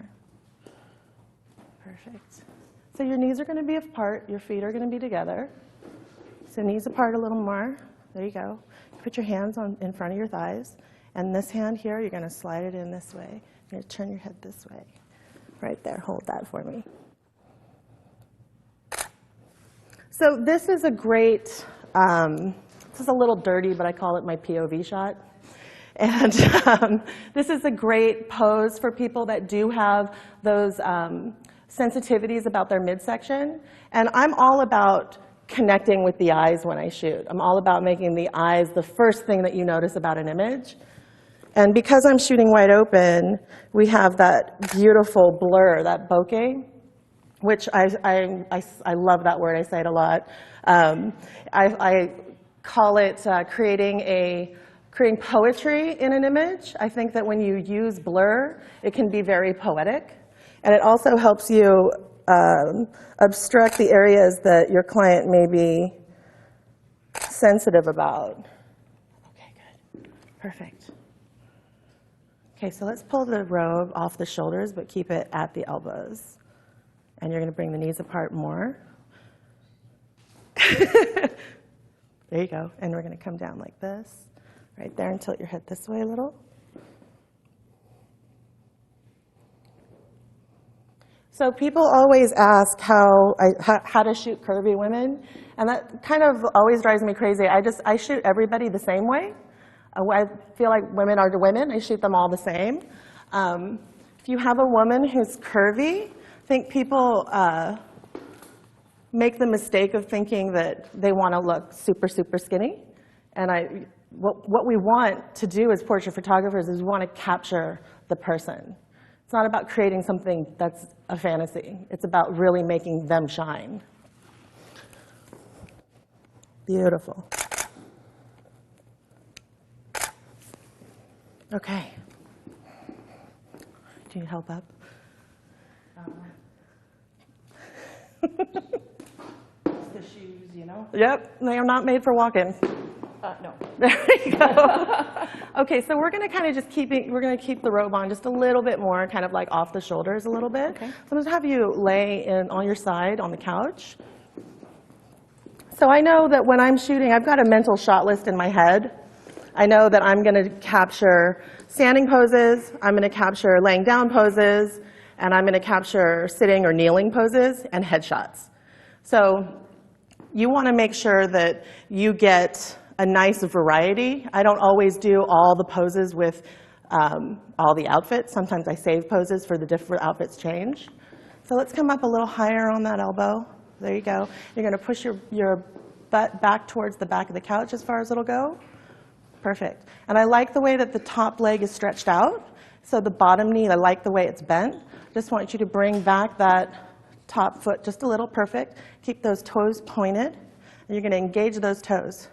Now what that's going to do, it's going to engage the muscles all the way up your leg. So if anything hitches, let me know, and we'll pause. The bottom knee, I want you just to kind of bring it up towards the ceiling a little bit. There you go. So this is a really uncomfortable pose for the client. So you want to make sure if they're having any issues, if they start looking like it hurts, a lot of people have back issues or knee issues, you want to make sure that you're communicating with your client. No shot is worth anybody being injured. Let's bring this elbow out just a little bit more. And I'm just looking for, before I take the picture, I'm always looking for tags that are sticking out, or if the wardrobe is turned so you see like the inside or something. Let's bring this in a little bit. Sorry. There we go. Perfect. Just kind of want this off the shoulder just a little. And if you're a male photographer, you can give your client the opportunity to like have a female makeup artist in the room or maybe bring a friend or something. But there's no way that you can get through a session and not touch in some way. You got to fix the wardrobe. You got to do something. Just let them know you're talking to them as you're going. Okay, I'm going to go ahead and I'm going to, before you're doing it, I'm going to go ahead and I'm going to move this off your shoulder. Or I'm going to go ahead and do this. Are you comfortable with that? As a woman, it's true. We do have that. We do have that opportunity to not have to. We can touch first. But if you're a male photographer, you definitely want to talk and let them know first before you touch anything. Are you okay? Mm-hmm. All right. So push it forward like this. There you go. Stretch the neck out. Turn your chin this way. Bring that bottom shoulder in just a little bit. Lift the chin up this way a little.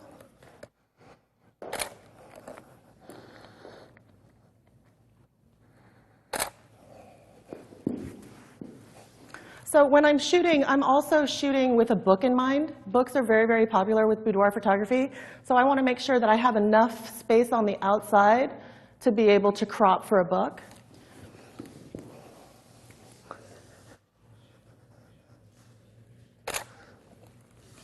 Beautiful.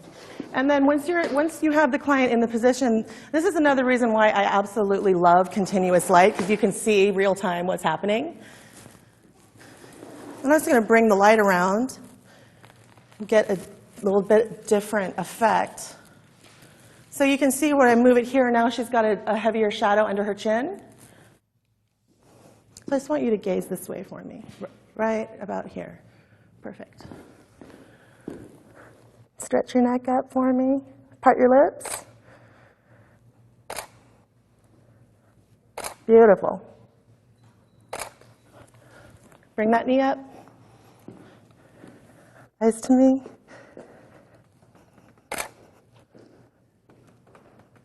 Gorgeous. Okay, you ready to lose the robe? Sure. Okay. Moment of truth.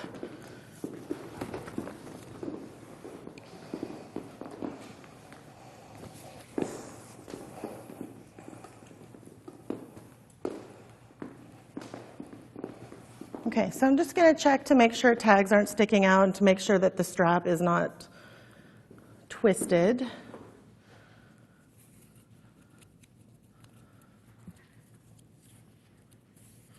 Which is a pain in Photoshop, and people always want you to fix it. You can just fix that in Photoshop, right? Okay, so we're going to have you lay on the couch, and you're going to be laying on your back. Okay? So we're going to have your head here. Your head is always under the light. Okay? So your head's going to be about right here. And then your feet are going to go up on the back of the couch. Okay. So your body's kind of at an angle. So if this is your head and this is your legs, you'd be like this. Perfect. So you're going to stretch out this leg, and this one's going to bend. So you want to be on your toe. So you don't want the heel pushing into the couch. You want your toe on this side. And you're going to bring your knee this way just a little. It's almost like conducting music. You know, you don't have to always touch. You can just use your hands, and they'll move. So I'm just going to fix this part here. So you want the tattoo to show, yes? Sure. And sometimes you'll get client that has tattoos that they hate them. And this is, you just always ask, because then they'll want you to remove it, especially if it's in a weird position, like underneath a garter. Then you're going to have them put their hand over it. This is going to save you time. I really like the look of like a mermaid underwater where the hair is like flowing around the head. So I always like to play with the hair and kind of get it flowing. And you have that cool texture going on. So you're going to push your shoulders down this way. Stretch your neck out this way. Turn your head this way for me. There you go. And you can keep that hand here, but this hand, let's put it here. And you're going to arch up. So like butt down, boobs up. There it is. Perfect. Like we do. So, Rachel, quick question from the chat room. We've got Whirly Girl Photography who says, I'm honestly very confused why she waits until the photo shoot to get to know why your client is there and what she's most sensitive about. So the question is this representative of how an actual shoot with you goes? Yes. They come in, you just start working. Yep. You don't like have a sit-down conversation. This is how you do it. Yeah. For me, just the way that I work, I get very passionate and connected, and I get very excited. I like to shoot it organically. If we have already had the conversation, and then we meet a week or two later, then it's like she may not be sharing that same energy and that emotion with me. And for me, capturing that has always worked out really well. I find that clients, when they get their proofs, they really love the fact that I really captured who they are. So I don't give them that opportunity to prepare in any way. So do you think that vulnerability is kind of what allows you to draw that out then? Absolutely. If they haven't talked to you yet, they're still in that very vulnerable state. Absolutely, absolutely. And I like that they don't know what to expect, because then I'm working completely raw.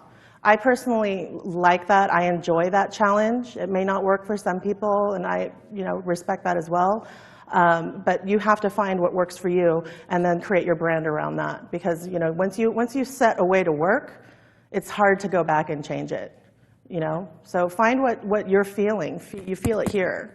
For me, I get very excited with the process and that connection and sharing that story with the client. So I like doing it right then. That's how I personally do it. And Jenny, just before you get started, lots of love for you in the chat room. Everyone's a big fan, so you have a lot of supporters out there. Okay, so we're going to arch up a little. There you go. We're going to push the shoulders down. We're going to bring the chin back. There it is right there. Beautiful. So sometimes you can see, I usually shoot one light. So you can see how she's really well lit here, and then the legs kind of go off into a shadow. Well, sometimes you might have like a window back here. You can just open the blind up so you can get some of that side light in. I personally like the vignette look. And I know that if I wanted to bring more light onto her legs, I can do it in Lightroom. So I don't really freak out about that stuff. You also could get a whiteboard or a reflector and prop it up as well. I don't think that you need a whole lot of lights. I think one light is a really easy, simple setup, and it keeps things, the less you have to mess around with, the more you can focus on your client. Beautiful. Hold that. So I'm going to have the hand that's here, I'm going to have you bring it out so you can just kind of, with these two fingers here, kind of like ballerina fingers, you're going to pull that strap down your shoulder. Not the thumb, these two, up here. From up on the top of your shoulder, and then bring it down this way. This way. Off your shoulder. This way. There you go. And let's relax the hand down so we're not like this, we're like that. Perfect. Lift the chin towards the light. Beautiful. So even though her midsection is revealed right now, I know that the pose that I have her in, I can easily, it doesn't look that bright in my camera. I know that the way that I have her positioned, I know that the background, that's going to be an easy edit for me, just to kind of bring that down a little bit and manipulate it in Photoshop. Lift your chin for me. Okay. I'm going to have you bring your arms like this, and your elbows down in front of your breast like this. You're going to cup your face like that. Bring your elbows together just a little. Perfect. You're going to arch back, bring your chin in front of your hands. So we're like this right now. We want to come out like that. Perfect. You're going to stagger the hands. And I do always get in a situation where I'm fighting for position with my light. It's a love-hate relationship. You're going to lift your chin, bring your face to me. I'm going to have you scooch down this way just a little bit, whole body. Because that's easy, right?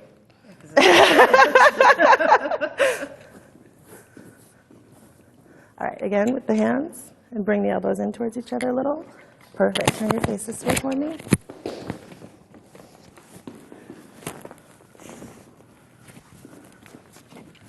Gorgeous. Hold that for me.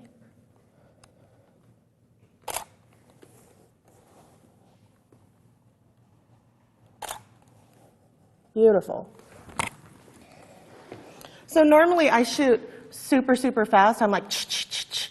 And if a client's nervous, I know like my first 20, 30, 40 shots can be throwaways. just a matter of getting them used to that sound, getting used to, you know, the cameras being, you're taking pictures. And then you're just talking, you're talking. And I'm super bossy. I'm like, you know, getting them into poses, talking. So, boyfriend, husband? Husband? New husband, congratulations.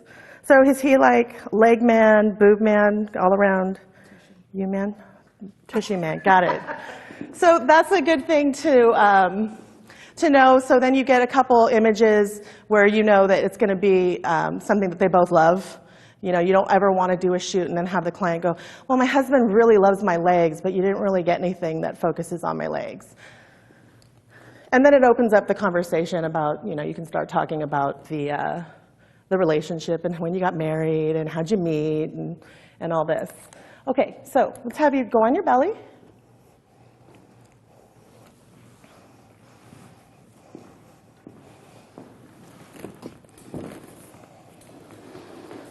You ready to sass it up? Sure.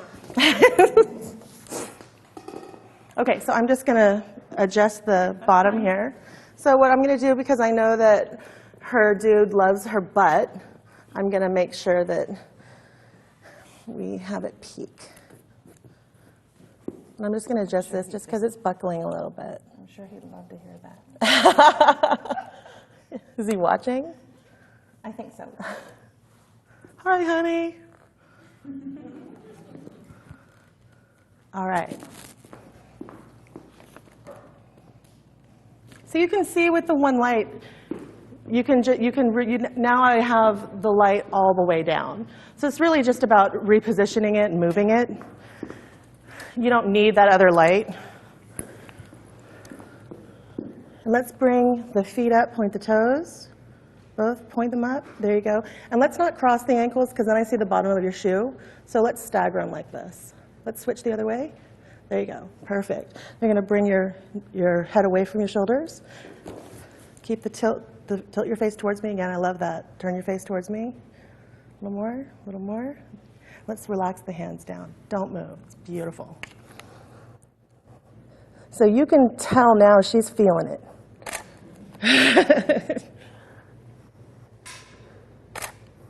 Oh, yeah.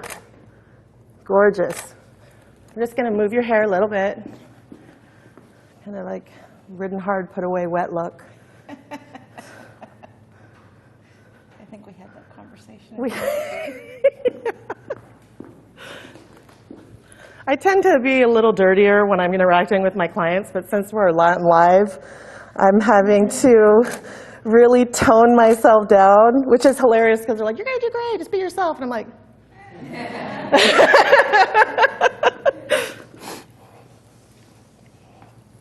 gorgeous. Beautiful. Can I get the reflector real quick? How's it going? Rachel, do you use assistants while you are on set? Sweet D asks, I have a great assistant and find it's much easier to work when she's moving hair or adjusting the outfit before I have to stop what I'm doing to ask her. I do not work with assistants. And the reason for that, I've tried before, the reason for that is because having that second person in the room, in my experience, for me, is a distraction. And it takes away from my ability to really connect with my client. It's also another reason why I don't allow them to bring a friend. So no one sits in the room with me if I'm shooting. The only way I ever allow that is if I'm just shooting a couple, and then I have the guy in the background, and we're kind of using him as a prop. Because it's all about the ladies. Look right at me. So if you're not familiar with using reflectors, really my main purpose of using them is I like to throw in a little bit more catch light in the eye. And you can create it digitally, but I like to try to get everything as organic as I can in camera. So you just bring you got the catch light from the light, and then you bring that secondary catch light in, and it just really makes the eyes come alive. You're being so patient while I'm talking to them. Thank you. And yes, it's much easier to have someone sitting here holding it for you.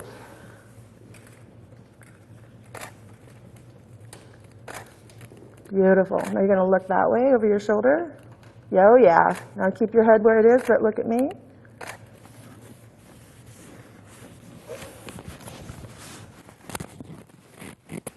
Beautiful. Hold that. Part the lips.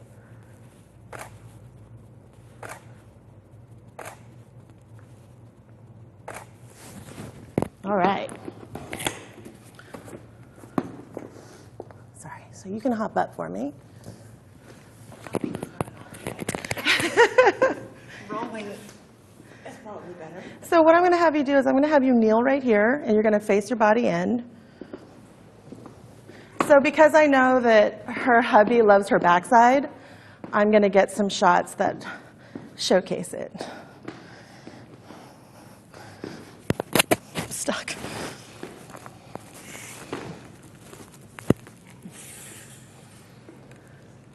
You feeling it? Yeah. Posing's hard. Well, it's interesting, Rachel, because the enthusiast in the chat room says the model is becoming more comfortable, and Jenny, she's really beautiful. So it's great to be able to watch you just forget about us, just see that connection and how you're connecting with her. Normally, when I'm shooting, I obviously am not turning around and talking to anyone else. Exactly. So normally, there's a lot of laughter. And So just do that. Forget about us. Go ahead and just ignore us. oh, okay. All right. So let's have your hand. You're going to come down like this. You're going to bear your weight on your hands. There you go. And that's fine. Just then you're going to bend that elbow back just a little. You're going to bring. Yes. Perfect. So when you do the pose yourself and have them mirror you, it's way easier than saying, turn your chin to the left, turn it to the right, or, because it's obviously opposite side. And then they're going to be like, I'm not doing it right, and then it breaks the connection, and it gets them into that situation where they're feeling like, I'm not doing what she wants, or these are going to suck. So you just want to make sure that you do it for them first. I have the problem of holding the pose when I shoot, so I'm like that weirdo that's like this when I'm shooting, which is probably why I've hurt my back. Gorgeous. I'm going to have you you have the hip this way, I'm just going to have you rotate a little bit more like that and push back. And tilt your head back like this. Eyes to me. Oh, yeah.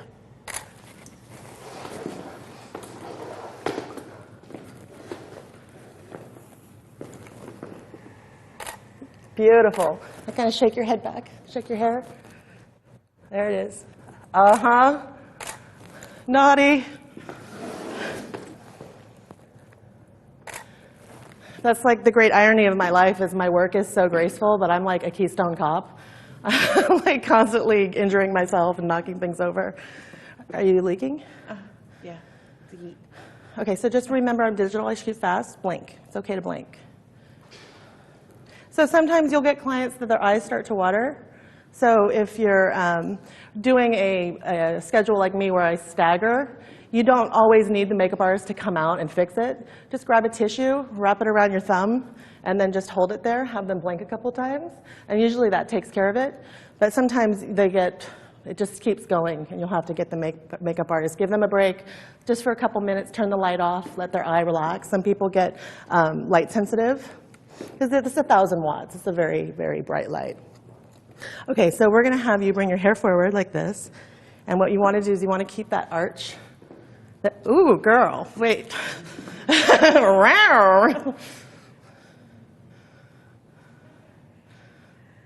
This is where we should say, hi, honey.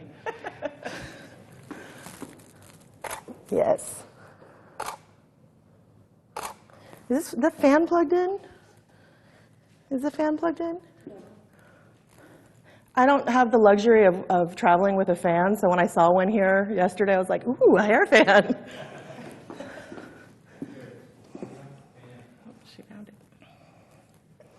Could I get a tissue, please? Sure. Thank you. Look that way. Blink. Hard. 1, 2, 3. Look at me. How's it going?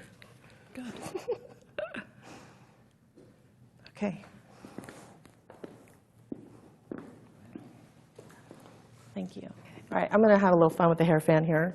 Sometimes when I want to get the hair blowing, I have my reflector, and I'll kind of like put it on my foot and then start to do this while I'm shooting. It works, but it's not ideal if there's a fan handy.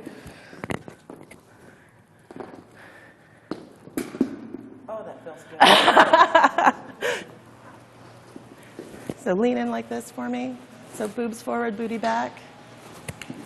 And it's great if you do have a fan too, because it's just, you get that fan and the hair starts blowing and it's just like sexy times. You know, they're feeling it.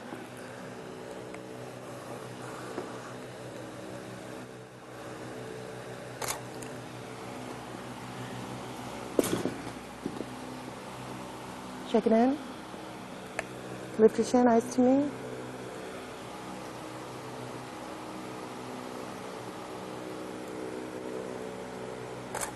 Shake it down.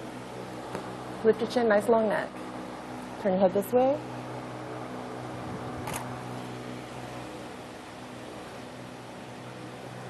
Lift your chin, lift your chin. Beautiful. So what I'll normally do is I'll go all the way around, and with the light, you'll get some kind of more fine art styled ones because the light's on this side. If you're shooting on that side, you'll get more shadow on this side, which can be a lot of fun. Bring that shoulder in. And for these, I might even grab my other lens, my 100mm, and shoot just a couple portraits real quick. But for the sake of time, we're going to go ahead and hop on the bed. You cool with that? Yeah. So I shoot implied nudes last. And the reason I do that is because, first of all, when you're getting a client to do her power pose, it'd be a little weird if she's naked to be doing power posing. So I like to get all the nervousness and awkwardness done in the front end with clothes, and then I'll have them go into a second outfit, and by then they're warmed up, they're ready to go. We do the second outfit, and then we hit the nudes. By the time we do the implied nudes, it's interesting because when you're self-conscious, and you couldn't be put in a more uncomfortable position than being naked and then a camera on you with a stranger. But it's interesting how people just completely, once the clothes come off, the defenses melt away too. And they're just really able to share. I think the most tears I ever see are from shots that I show them when they're on the bed wrapped in a sheet. Beautiful. These are so great so far. I love seeing this. I love seeing the connection. And I love just, I was just leaning over to Kenna, just looking at the monitor and just being amazed at the beauty that I'm seeing. Do you have a question here? Yeah. Have you experienced where a client says they want to be natural and don't want any makeup? Not any makeup, but yes, we get the natural look requested a lot. Yeah. And I think that you really need a seasoned, very talented makeup artist to pull off natural makeup. Right. And people want natural makeup, but it's actually quite a bit of makeup. Right. Because you've got to put the foundation on, and then you have to match the colors to make it. You can't just have foundation face. Then you got dry lips, and you want the eyes to come out. So I always have my clients with strip false eyelashes on. I like the strip ones, not the individual. We have a selection they can choose from, so they do have the natural kind. It just opens up the eye. Even if they want the natural look, I require that they wear, unless they have eyelash extensions, but it's something that I require my clients to wear, and they always end up loving it. So that's actually a great lead into the next question from KCQ Photo, which is, does Rachel have any say over how she wants the makeup done, or does she leave the look up to what the client wants and to convey that to the makeup artist? I let the clients choose what they want. I have a makeup looks page that I send out after they book. So they have the top 4 or 5 looks that are requested, like glamour, natural, pinup, the Bardot look. So most of the time people kind of want a combination of them, but the purpose for it is to have a reference guide so that the client can convey what she wants visually to the makeup artist to make sure that nothing gets lost in translation. I have a great comment coming in from DJ Rachel, who says, I can imagine that some clients get very emotional during their rant session, especially when the real story starts to emerge. They're already in makeup. Is it a major disruption to have the makeup redone, or do you see that as adding to the experience and helping them diffuse that vulnerability? You mean if they have a second look, or if they have to have a touch-up? Like if they cry. Yeah, if they cry, do you incorporate that into the shoot, or Definitely. do you kind of stop? I love capturing crying pictures, because usually they're crying, but they're smiling, and it's a very vulnerable expression that they're sharing. And then, of course, I'll joke around like, no more crying, my makeup artist will kill us. You know, I'll make a joke about it. We'll have the makeup artist come out and touch her up real quick. And as she's getting touched up, I might take some shots of her, you know, having her makeup touched up, just so it kind of keeps the whole, I'm in a photo shoot. Yep. And it's keeping me involved in it as well, even though I mostly will trash those pictures. Question from French Kiss Photo. How do you handle the marks caused by the outfits if you do the nudes last? Mm-hmm. I am shooting 2 outfits and an implied nude set in 40 minutes. So a client, when she's in hair and makeup, we have her usually like wear loose-fitting clothing, unbutton her pants if she's wearing jeans, take the shoes and socks off, take the bra off, and have like a loose-fitting shirt. And so by the time that she has her wardrobe on, it's really not going to leave the impressions too much, but it's a quick fix in Photoshop, and I can show you guys that later. Fantastic, thank you. Yeah, that's actually a good reminder that we actually, in the next segment, I believe, will be covering Photoshop for what she would do for these pictures, so you get to see those too. Yeah. We have a question from Ava in the studio audience. Hi. The thing is, what do you manage when the people bring underwear is not suitable for them? Oh, yeah. I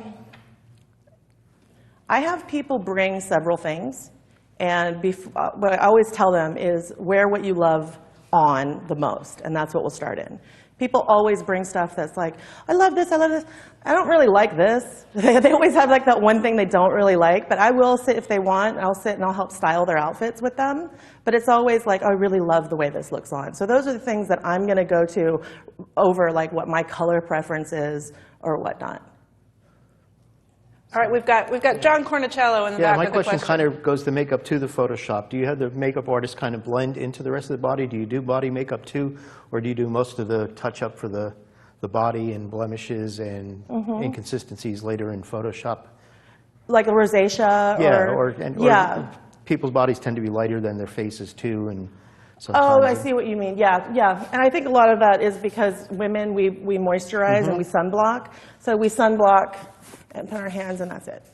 So then our hands are a little lighter, and then everything gets a little darker. Yeah, so do you try to blend that down, or do you let that I don't have the makeup artist do it. I mean, if they have like, and if they ask for it, but I know that I can do it in Photoshop. As far as like rosacea, those are the kinds of things that I'll totally blend away. If it's like tan lines, I let the clients know that I can fade it, but I won't remove it completely. Right. Okay, thank you.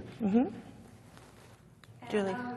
By not having the conversations ahead of time and by letting them have that vulnerability when they arrive and all that, and then discussing things with them on the spot, do you ever have anybody that completely psychs themselves out and, you know, having a real body and having, you know, your own insecurities about yourself? Have you ever had anybody that has said at the last minute, I don't think I can do this, and then try and back out? And how do you handle that kind of situation? I've never had anyone try to back out, but I have people say, I'm not going to do the nudes. And then I go, honey, okay. We'll see how that goes. Okay. We'll do the nudes. So, you know, yes, there is that insecurity, and sometimes there is that kind of last-minute freak out. But as you're going and they're having fun and they're feeling it and they realize they do feel safe, then it's something that they will want to do. And you encourage, say, look, these are for you. These aren't for me. So you don't need to please me. But you know, if you don't do them, I would hate for you to get your proofs and go, gosh, I really wish I did that. Because this may be a one-time thing for you. Or maybe it'll be a series of 9. I mean, I have ladies that come to see me every year. So you never, ever know. But it's all about giving that client the opportunity to warm up. You know, so if you do get in a situation where they're there and they're like, I don't think so, then just be like, you know what, I understand you came for a boudoir head, you know, but let's do some headshots. Let's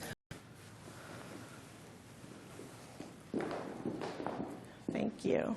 Man, I'm getting spoiled with this assistant business.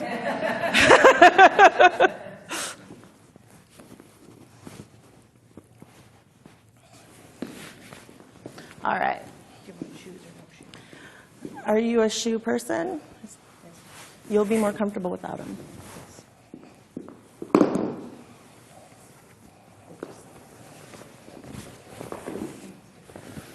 Okay, so we've got... That's better already.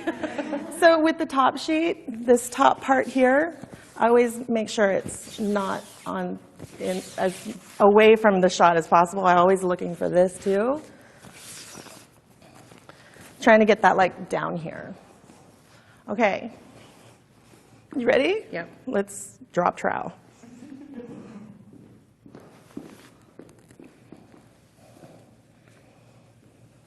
All right, so go ahead and wrap.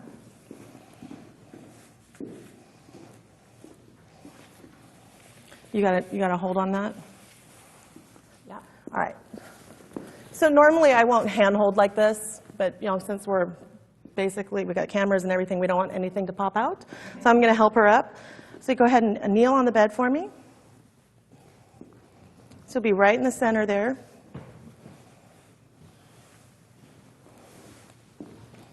And what I like to do with all this extra fabric is I like to it goes back to that whole mermaid underwater thing. I like to trail it behind the client and get some texture in there because I know that I'm going to throw that into blur, and it just creates this awesome interest in the negative space of your image. All right, you ready to show some skin, girl? Okay.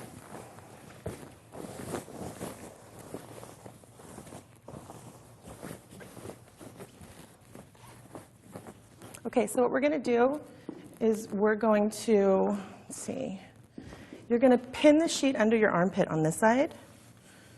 So you're going to pin it down, and you're going to hold the sheet down here, and you're going to show some skin on the thigh.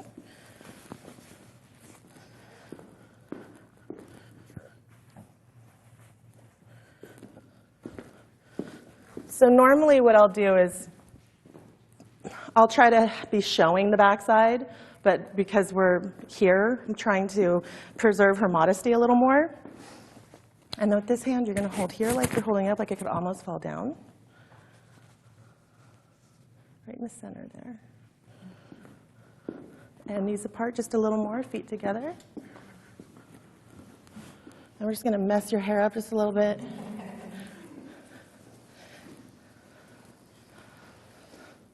It's all about the implied, right? All right.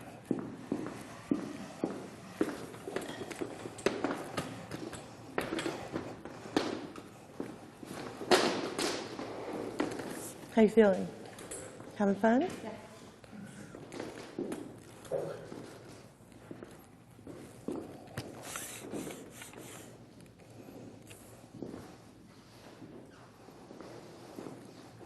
Love that.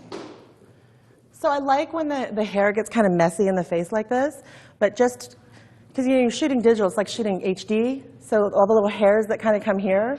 If you're back here talking, you don't notice all the little hairs, and then you put it in Photoshop, and you're like, oh. So just do yourself a favor, and then just push the stray hairs away from the skin. And every once in a while, you get that one hair that won't go, and I'm messing with them. I've had clients just yank their hair out for me.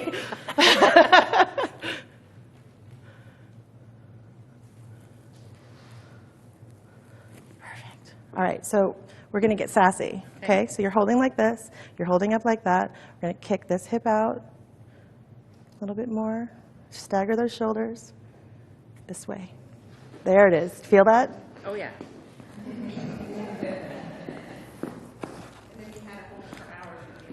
I know. But you'll see once they get in the position, they'll get this look on their face wow. So I'll even do that and get them laughing.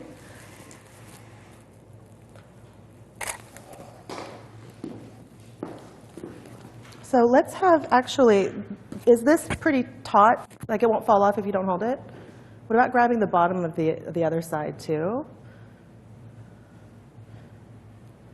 And let's show some knee on that side. There you go. And a little lower and then the side a little higher. There you go. I'm going to bring this shoulder in. There it is. Perfect.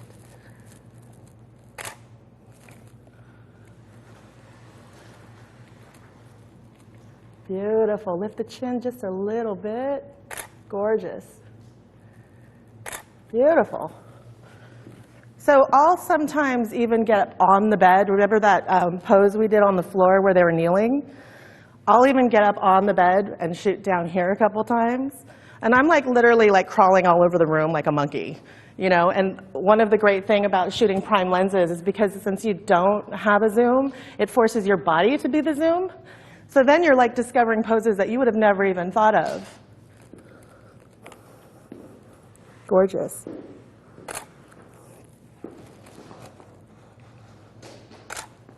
Oh yeah, girl, you're feeling it. All right, so I'm gonna have you lay on your side. So you're gonna come this way. So what I'm looking for when I have them lay on their side, I'm looking for where their part is. So since her hair comes this way, I'm gonna have her lay that way. Otherwise, if she lays this way, her hair is gonna come across her face like that.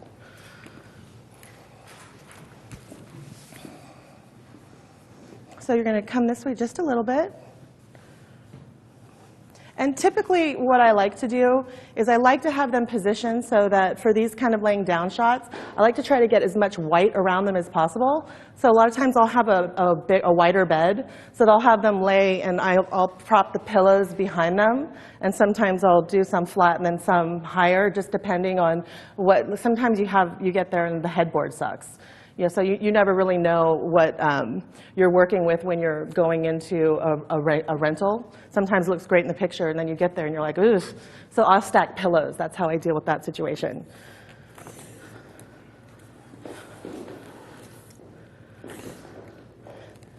Okay, so I'm going to have you go back this way with your upper body just a little bit. Your elbow back. There you go, perfect. You're going to bring your top knee forward like this, and you're going to drag that sheet up. And just bring it under your leg. Pin that leg down. There you go, perfect. You're going to point that toe.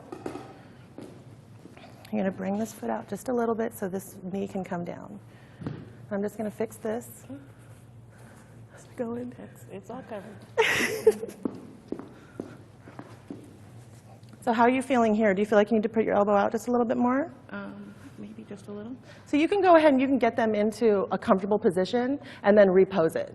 So even if it's looking good for them, if they're in a pose that really feels awkward, it's going to be really difficult for them not to show that expression on their face. So you want to get them in and then reposition your pose so that the expression is not like, and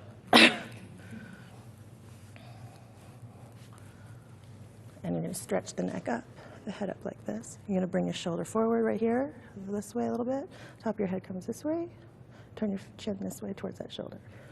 You're going to pop that shoulder just a little more. There it is.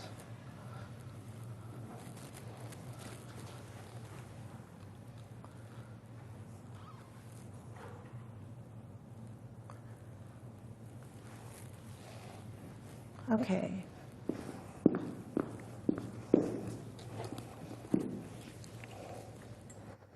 Beautiful. Hold that.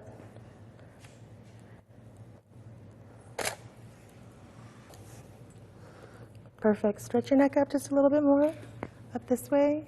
There you go. Turn this way a little bit.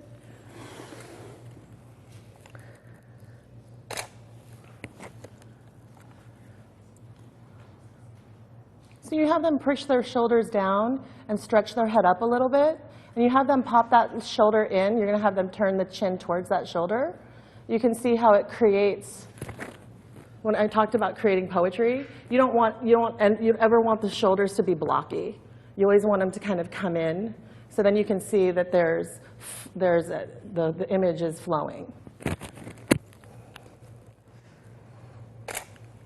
Okay, I'm gonna have you lay on your back, head here. So I'm gonna have her scooch down to where I have enough room, enough negative space around her head to arrange her hair. Okay, so what you're going to do is you're going to cover, you just go under the sheet and cover, and get your nipples underneath your palms. Okay. You good? Yeah. Do a quick check. Okay, perfect.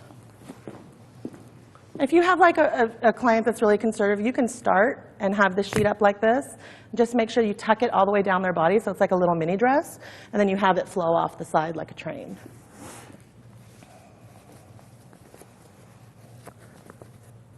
So since I know that she's sensitive about her midsection, I'm not going to bring the sheet too far down. If they're comfortable with their midsection, sometimes I'll bring it down just right over the hips. Elbows out just a little bit. You're going to arch back. You're going to arch your back, so if I wanted to put my hand under your lower back, I could.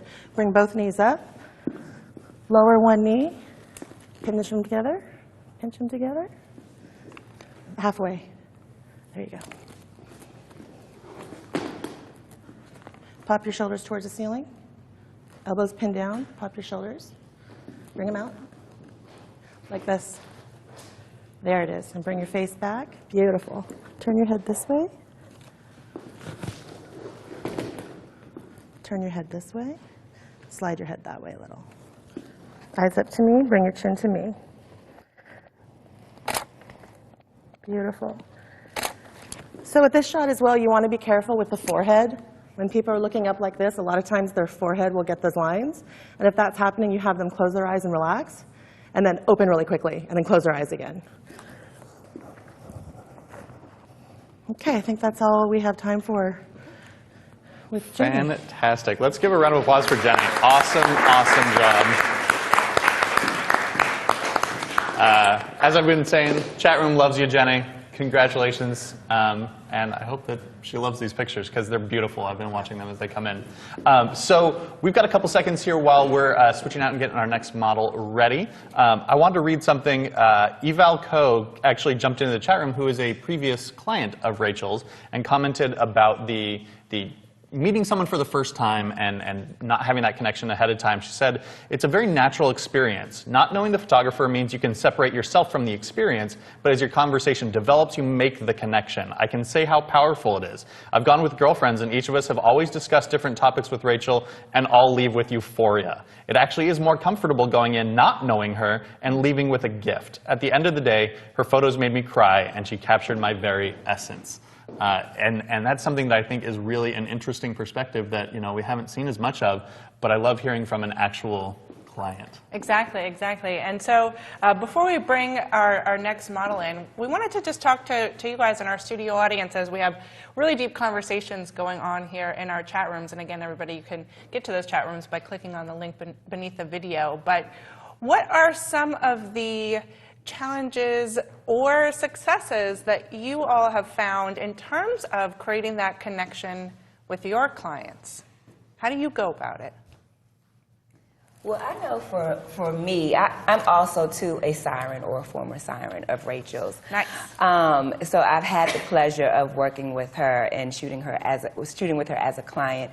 And I think it's important for us to be very authentic with ourselves because other people can feel that as well. And so when I instantly walked in the room and met Rachel, she just had a bright, energy, and she was fun. And the first thing I said was, I'm not getting naked. That was the first thing I said. And so I think we joked, called her the naked whisperer because all the images I brought, all the ones I purchased were all nudes, not even a sheet, not even a sheet. And I walked in saying, I'm not getting, naked. So I think that helps you to connect. When you're just yourself, when you're authentic and you're sincere, people can feel that with you. So I've had people come in. One client had a flat tire on the way. So she was just in such a bad mood, But you can relate. You share your car trauma, and then, you get them to relax as well. And then, just use it. I always call it like an American Top Model session. Just relax. It's a spa day using, your camera.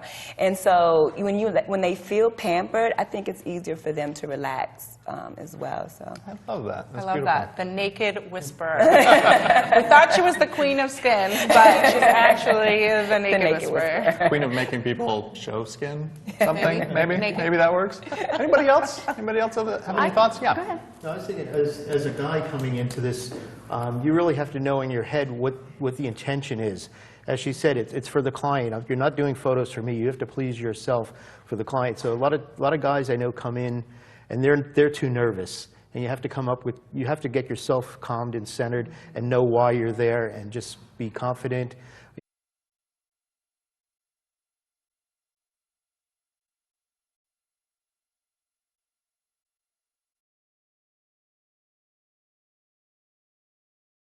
So what I'm going to do for this is I'm just going to go ahead and I'm going to conduct this like a normal session, so I'm not going to turn and talk to you guys.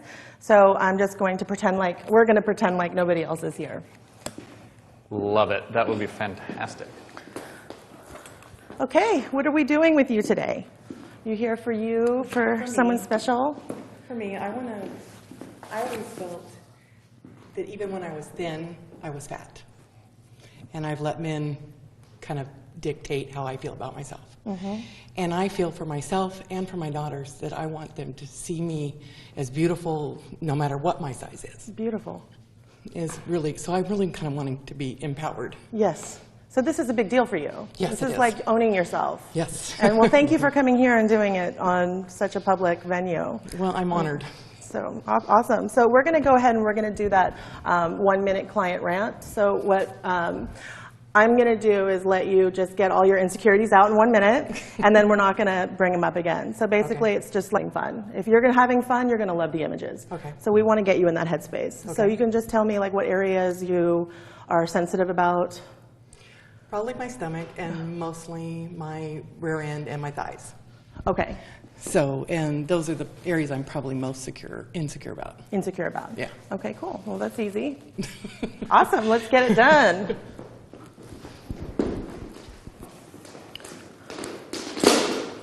All right, so we're going to start standing.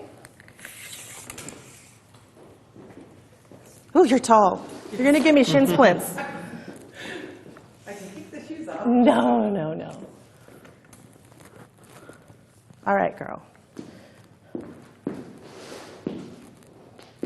Okay, so I'm going to have you take one little step towards me. Stop right there.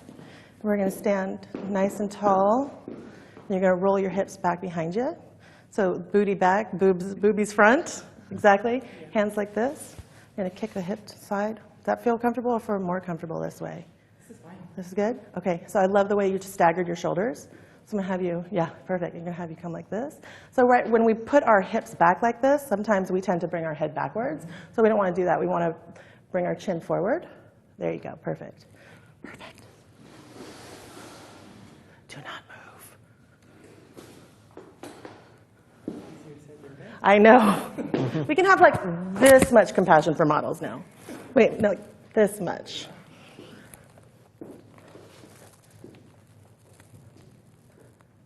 Beautiful. So you want to keep your legs locked. Okay. So a little further apart. And let's bring one foot out just a little, one toes out. There it is. Kick the hips this way. There it is, perfect. Lean forward just a little bit, boobs front, not too much, a little less, right there. Let's shake the hair a little bit.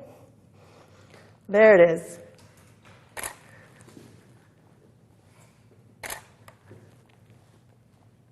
Oh, this is a workout.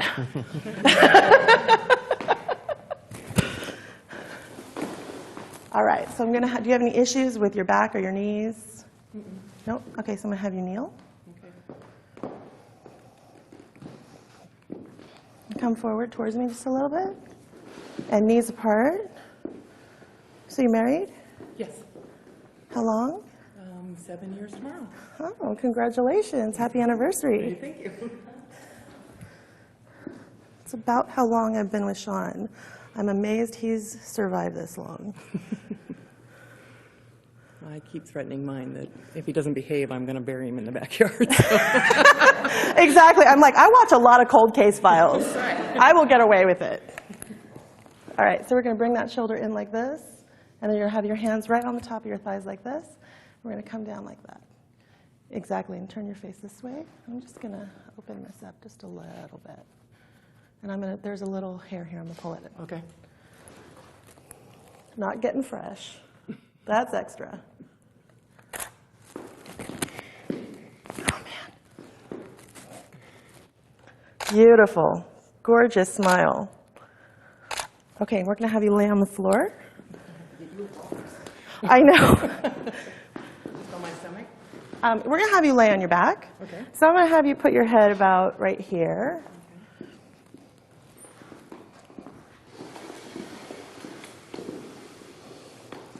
So I'm loving this wood with your coloring. So let's come this way a little bit. I've scuffed the floor. Lift your head for me a little. Come down. Ooh, look at those eyes. So you're going to bring the shirt over the shoulders like this, just a little. There you go. And you're just going to kind of hold it in here like this. There you go. And kind of like this, because we're sensitive about this area a little bit. A little bit, yeah. So we're just going to start like this. So we're going to kind of like present the boobs, like Okay. ta-da. I one time had a client, she had hair like all the way down here, and it was a really hot day, and I was doing her hair, and she fell asleep on me. Oh, no. Hinge right here. There you go. And turn your head this way for me. Beautiful. And I'm just going to fix your necklace. Okay. How old are your daughters? 25 and 24. Do they know you're here? Yes. Are they excited? My son even knows I'm here. Oh. Was he like, oh, gross, Mom? No, he was all for it. That's awesome. Well, good job, Mom.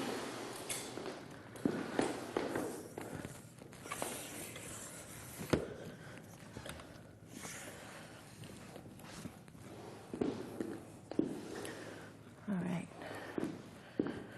How are you feeling? Fine. Your eyes aren't watering?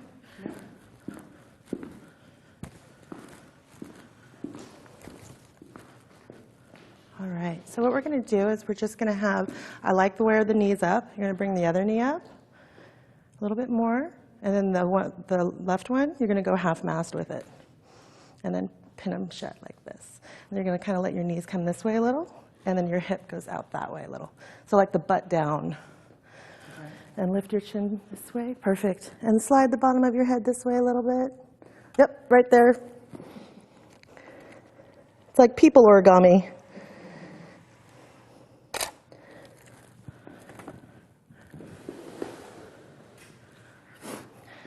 Could I get a tissue, please? Let's bring that shoulder up toward the ceiling like this. There it is, beautiful, thank you. Because of course my nose would start to run.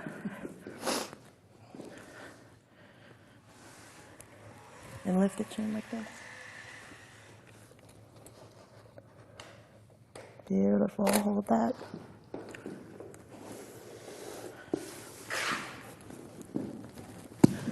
See, I'm working too. I see that. Gorgeous.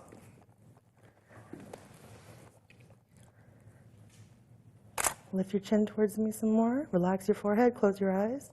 Relax that forehead, take a deep breath. Out through the mouth. Oh yeah. All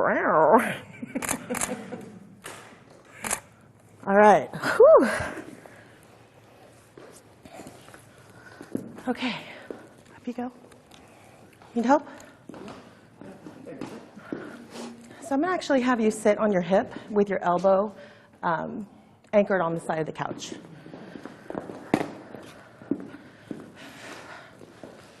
You're going to sit on the floor. Oh. And let me see your hair. So I'm going to come this way at you. So you're going to come this way. Like, come this way more. This way? Yeah, I want you like this.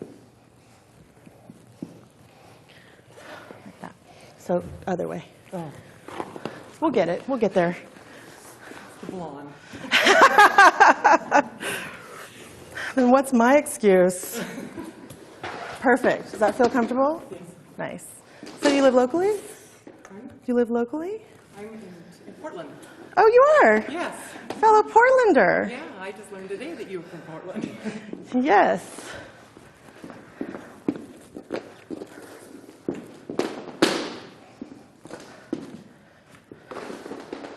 Okay. Point your toes. There you go. And keep looking down at your foot for me.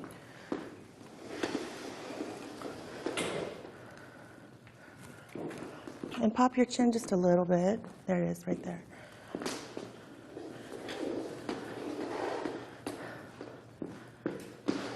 Beautiful. Don't move. That's gorgeous. Is that hubby's shirt? Yes. Eyes to me. Beautiful. Now that elbow like this, you're going to go ahead and bring it like that. Perfect. I asked him what I thought was more sexy, a lingerie or his white shirt, and he said his white shirt. Nice. He wants to be part of it.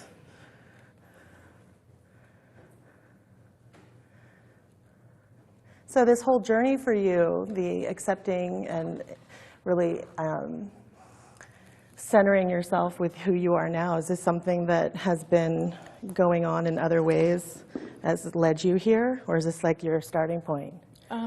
I think it's kind of led me here. I'm tired of letting somebody else dictate who I am and how I feel about who I am. Yeah. I think as women, we tend to do that too. You know, we tend to allow other people to put us in a box, and then we find out we're living our lives for other people, and then we forget that we're women inside, you know. You're going to lean in towards me a little bit more, so there it is, perfect. And you're going to turn and look that way for me, and part your lips.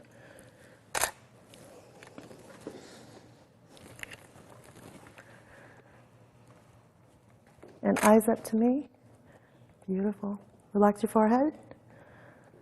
Eyes to me. Oh, yeah. Gorgeous. Oh, beautiful. Isn't that nice? Yes. Because I just turned this on and pushed that. That is all you, girl. Okay, let's have you go ahead and hop up on the couch for me.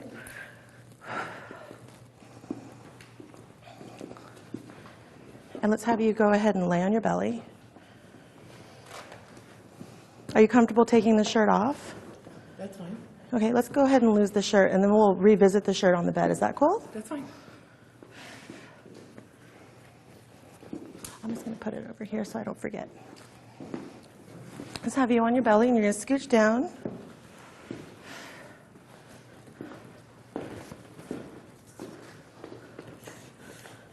Perfect. You're going to bring your feet up this way, and you're going to let your knees like come apart, like you know the abduction machine at the gym. Not that I'm very familiar with it. You don't go to a gym, but you're going to keep that. So when you bring your knees out like that, you kind of feel the booty pop. So you want to kind of hold that right there. Okay. And then we're not going to cross the feet. We're just going to keep them staggered. So you're going to point the toes. This one here, this one here. And I'm going to go ahead and I'm going to tuck tags, okay? That's fine. So how'd you and your husband meet? Online. Really? Yes. Like Match or eHarmony? Match. That's awesome. I thought, not that I did it very long, but I thought online dating was so cool, you know? It's like shopping. You're like, oh, I don't like that. It's great, but you realize you owe nothing to the person on the other end. Right, You either like them or you don't. right. It's cool to have that kind of like filtering process, you know? It'd be great if that was real life. Turn your head this way. I always thought it was so funny too on dating sites because you look and it's like you always see like the pictures of them lifting up like their abs, or like you had a thing like someone poked you. I always think like that'd be so weird, like in the real world, like you go to a bar and the guys are like lifting their shirts and poking you. It's like, is this how we interact? Nice and tall. Bring the head up. Beautiful. So you're going to bring one foot closer to the butt than the other. There it goes. Point those toes. Keep the knees out. Part the lips. Yep, yep, yep, yep. Keep looking this way for me. Don't move your head, but eyes to me. Bring that shoulder in a little. Tilt the head this way.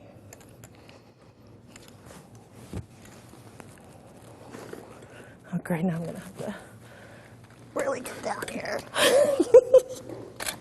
It's okay. You can laugh at me. What's your ethnic background? Where do you get those eyes? What's your ethnic background? German-Danish. German-Danish. Do you have family still out there? Do you ever get to visit? Supposedly we do, but we don't know of them, no. Do you speak the languages? No. I would love to learn German. Just sounds like such a authoritative, forceful. One of my daughters learned how to do it. Yeah. Eyes drift this way and down. Right here. Right here. And part the lips for me. And eyes to me, please. Gorgeous. So how does hubby feel about your journey? He's all for it. He's all on board. It's awesome. So you guys like doing things together to kind of like ride the adventure, like kind of break yourselves out of the comfort zones and all that? We tried. Nice. So I'm going to have you lay on your back. You're going to scooch down this way just a little bit. Feet up here. And we're going to have your head kind of almost dip off. There we go, right here.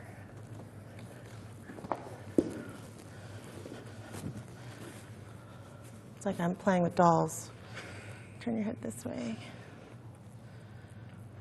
I'm sorry, I'm sweating, all of you. No, you're fine. All right, so this one's straight, this one bends. And bring the knee up just a little bit more. There you go, perfect. And bring the knees this way a little bit. There you go, and you're going to arch. There you go. And relax the shoulders down. I'm going to bring this off. Is that cool? Okay, this way. I hope that someday I have that relationship with my daughters where they'll like support me to do things that are like out of the box, you know? My girls have been really good. That's awesome. I mean, that's just a testament to how you raise them, to be non-judgmental and, you know. Well, I told them in the beginning, don't ever expect to be 5'3" and 110 pounds. It's not going to happen. Yeah. So you're helping them just to love their bodies now. That's wonderful. I think too many people are too open with, you know, I don't like my butt, or I'm on a diet, or whatever, and that's what we kind of, you know, teach our daughters without meaning to. Lift your chin, eyes to me. Perfect, hold that. Beautiful, hold that, don't move.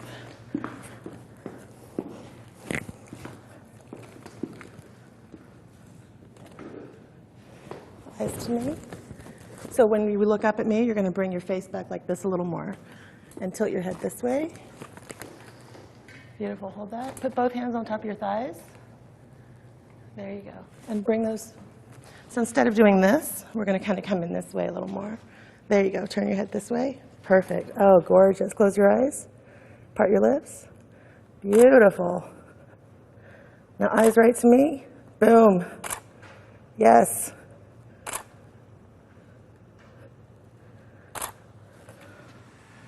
All right, girl. Wow. Pretty hot, huh? Puppy would like that picture. All right.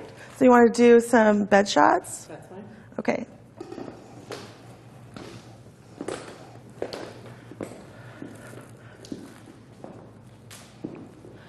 So, Are there any questions while yes, she's changing? while she's changing, we would love, I know that this section is all about the connection and connecting with the clients, but of course our audience out there also would love to know just basic lighting setup that you are using. So while she's changing, maybe we can take a second just to talk about the lights that you use. Sure. I use a Lowell Rifa 88. It's a 1,000-watt tungsten bulb with a very simple diffusion on the front, white diffusion. And it's set up on an umbrella, so it literally sets up and breaks down in 60 seconds. It's like, so I'm all about like getting in and out as fast as possible. So this rig does require me to have a little bit of a longer case than I'd like, but it's better than having the soft box and having to put all the things in and you're sitting there struggling with it. I absolutely love the umbrella system. So just want to talk to students here. What did you notice during this last segment? Like, did anything stand out to you, the way that she was talking, anything like that? I mean, to me, what was really interesting was that she kept bringing it back to that journey, to the way that, that this is all about the subject. Who was it in the chat room? I love CIA Joy, so maybe someone from the CIA is watching. No, she says, Rachel is so nurturing she actually removes herself from the equation in a way and makes it, again, all about the subject. So Robin, or can't say any names today. Rachel, question for you. Robin has a question saying, if a client really hates a part of her body, do you stay clear from it, or will you shoot it in a flattering way to try and show them how beautiful it is? I've had clients before basically say, just shoot me from here up, and I will abandon that as they get comfortable. So, you know, like if a client's really self-conscious about her middle or her butt, then I won't showcase it, but I definitely try to get some images in there just so, you know, she has the opportunity to see herself in a new light, and she might love it, rather than just abandoning ship and not even giving her that option. Well, and I think as we talked about with one of your sirens, that is how you became the Naked Whisperer. So, Naked Lady Whisperer. I think you know, again, letting people break that down. That's great. I think that, Deborah, are we ready to go again? All right. So for these, let's go ahead and let's lose a necklace. Okay. Need help? Oh gosh, I really need glasses, but I'm such a klutz, I know that I'll like take an eye out. All right, so I'm gonna get the fan on us because I'm hot too. It's actually, I'm just being really selfish because I'm hot. So I'm going to help you, and you've got the covers on. Yes, I do. So I'm going to help you once we're up there kind of adjust things so that we'll pull the robe after the sheet is covering you.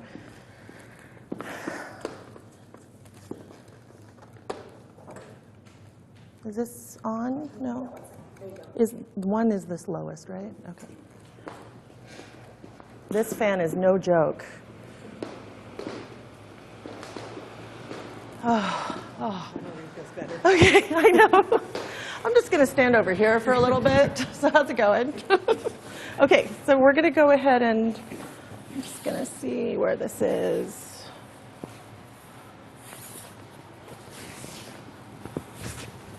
Okay.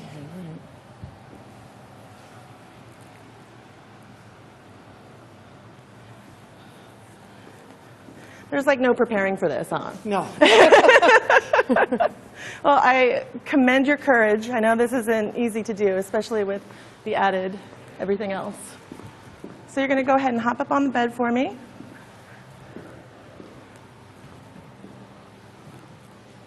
And let's just go ahead and start laying on your side. I want to do something a little different than I did last time. So I'm going to have you lay on your side with your head here. So, whoops, feet that way, and yeah, feet that way, and you're going to lay this way on your side. And we're going to bring the sheet this way. So you're going to turn the other direction. Like, what's that? You're going to have head here, feet that way, facing out this way. like this. Yes, that's fine.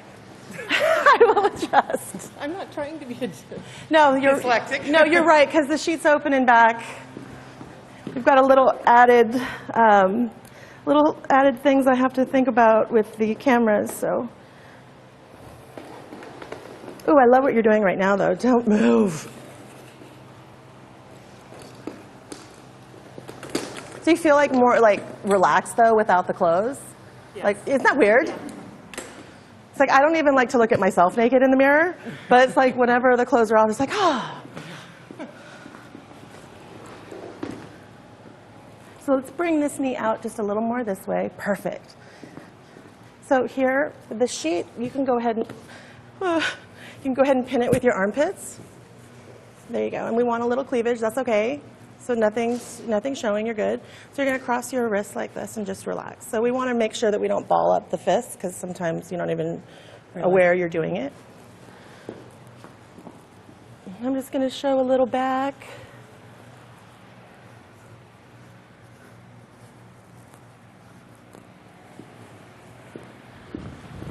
All right, can you feel the fan, or you want the fan a little more?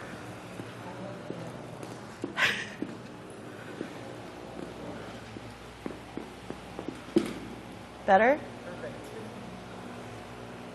I don't know why why I can't get it to stay.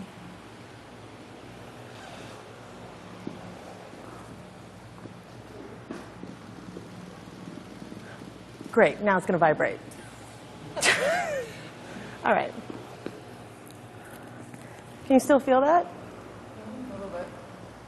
Is there knobs on the side that adjust it? Oh, thank you.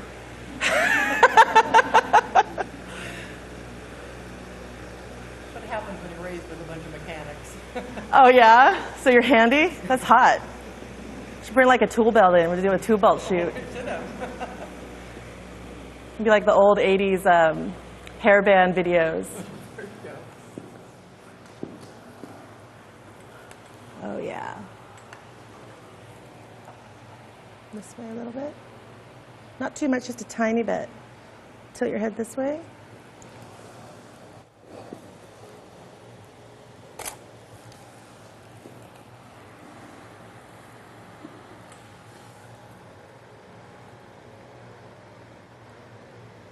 Yes.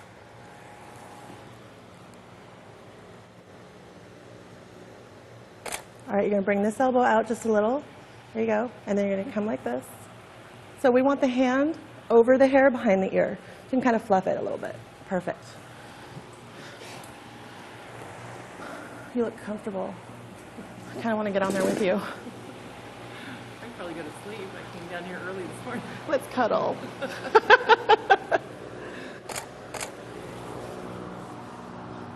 Oh, that feels good. Yes, it does.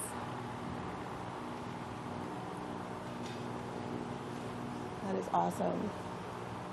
I just keep thinking, because my girls are 5 and 7, and my 7-year-old, she says, my mommy helps ladies love themselves. It's like she totally gets what I do. And I'm hoping that like when she's older and an adult, that we can share that kind of same relationship that you facilitated with your daughters. I just respect and admire that so much. Oh, already? Let's have you quickly roll on your back. Switch your head right here. And come this way just a little bit. It's like the time just goes by like that. Yes, it does. Okay, so do you want to keep the sheet over you? Or do you want to have the ones where you're holding like this and you want to do that? Yeah. Okay, so hold underneath the sheet first, and then I'll pull it down. And make sure that your nipples are underneath your palms. I'm just going to peek and make sure. Okay, we're good. We're clear. And I'm just going to pull this down a little bit, okay, so we don't get the line. Okay, so you're going to bring this one down just a little bit. Oh, stop right there. Pinch together like that.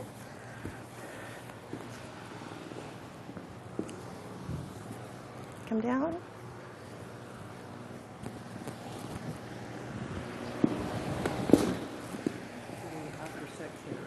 That's right. I like to call it the ridden hard, put away wet hair. Which never looks like the magazines. No. You know? All right, so you're going to stretch your shoulders down, and your face comes back like this. You're going to pop your shoulder forward, turn your face towards that shoulder, elbow down.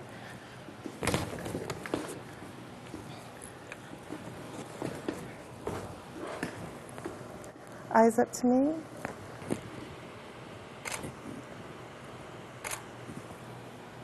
Gorgeous. Turn your face towards me a little more. Beautiful.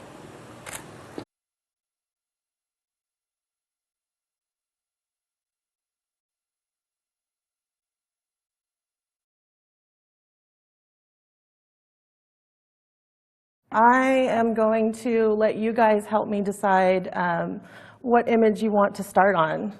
Do you guys want to start on a more of a body shot or like a head shot?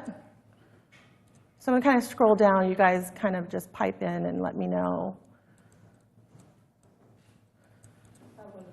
One of these? What do you guys think? Yeah?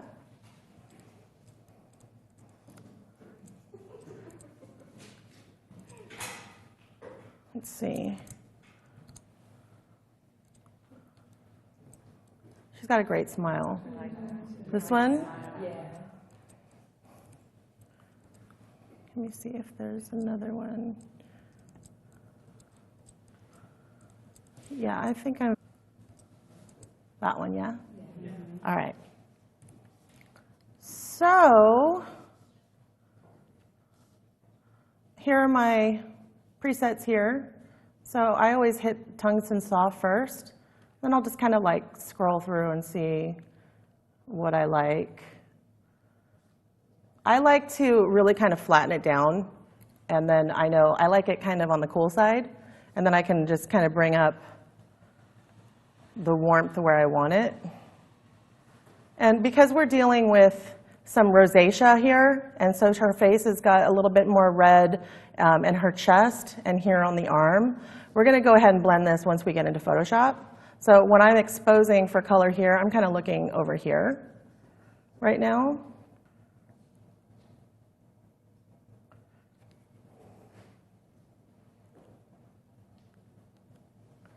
Okay. So you'll have to bear with me while I get used to. Normally when I work, my room's pretty dark, so I normally don't have overhead lights like this. Okay, so I'm going to go ahead and export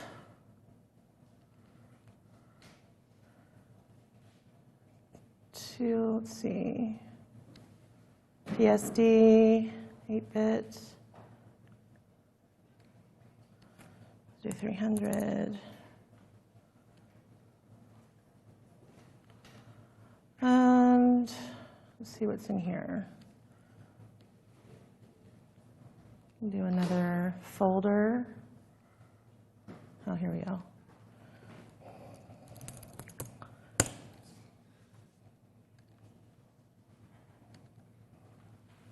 Okay.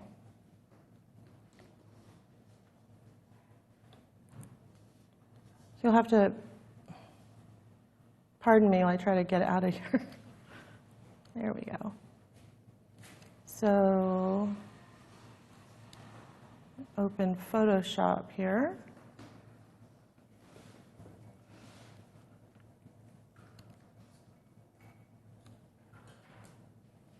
So normally when I'm working, I have my Mac that I travel with, it's a laptop, and then I have my PC at home. So you'll have to pardon me if I screw up my shortcut keys. So here I have my actions, and you can see it's it's more than just an action set, it's really an action bundle. There's a lot in here. The way that I've named them, it's self-explanatory what they do. I'm not a big fan of just one button kind of does everything. I think that with portrait photography, particularly boudoir photography, you really have to get in there and fine tune it. Although I do have a couple like of those powerhouse all-in-one actions that I sometimes use. Like, oh, it might help if I open the file, huh? Don't mind me, I'm a professional.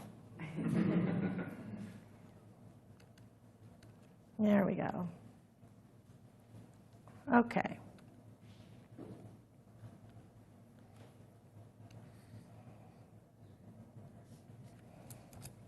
There we go. Okay, so here I'm just going to show you guys what this does real quick. I'll hit that. You can see here where the shortcut keys are, and what these do is these mark my personal recipe. This is the where I start, and then as you go through, you can see all of the different actions that I use on every image and the order in which I use them. Okay, so when I work, I always flatten my images, and then do a layer, and then flatten and do my layer. So you want to make sure in the history palette, under history options, that you have these first two selected. And what that'll do is every time I do something and then I save it, it takes a snapshot every time I save. So that way I can keep, people freak out, they're like, oh God, you flatten your layers, I mean, when you're working, you can definitely screw something up, like we talked about earlier, like I hit a brush and didn't know I put, something in there, and then I'm like 180 steps in, and how do I get back? All you have to do is go back to a previous history state, grab it, copy it, go down to where you were, paste it over, and then mask in that one little area. It takes 2 seconds, as opposed to it being a long process or having to start over with your raw file.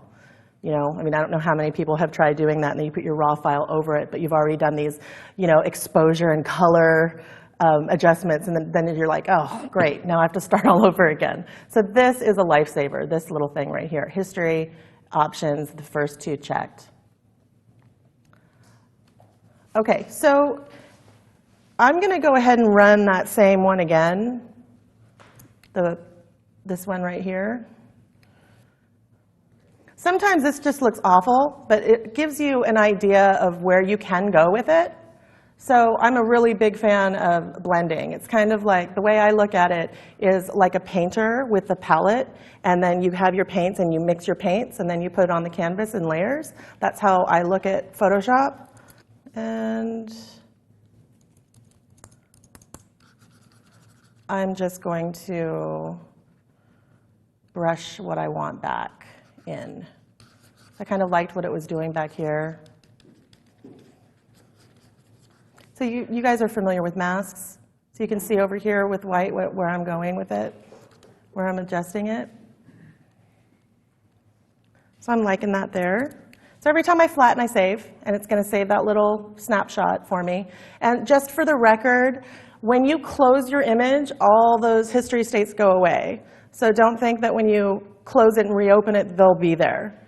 So if your computer crashes for some reason, if you got a bunch of stuff open with Photoshop, just make sure that every single time you flatten, you save. That way, if your computer crashes, you don't have to start way back. Okay. So I'm not going to use shortcut keys just so you guys can see what I'm doing. I'm going to go to the actual action. So here, what I'm going to do is I'm going to go here, and I just kind of want to level this out a little bit. So I'm going to hit this perfect base.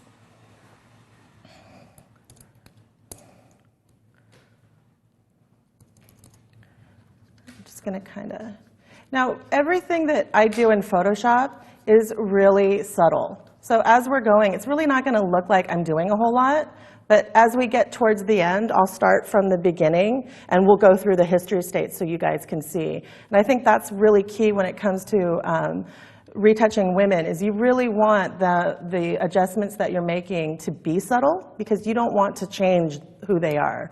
But at the end, you'll see that we actually are doing quite a bit. Okay, so I'm going to come back to this detail work. And when I talked about earlier creating poetry in an image, and when we talked about the different posing and lighting techniques when we're dealing with those sensitive areas that people have. So I know that she's a little sensitive here. And sometimes, you want to be really, really careful in Photoshop, because just because you can do it doesn't mean that you should do it.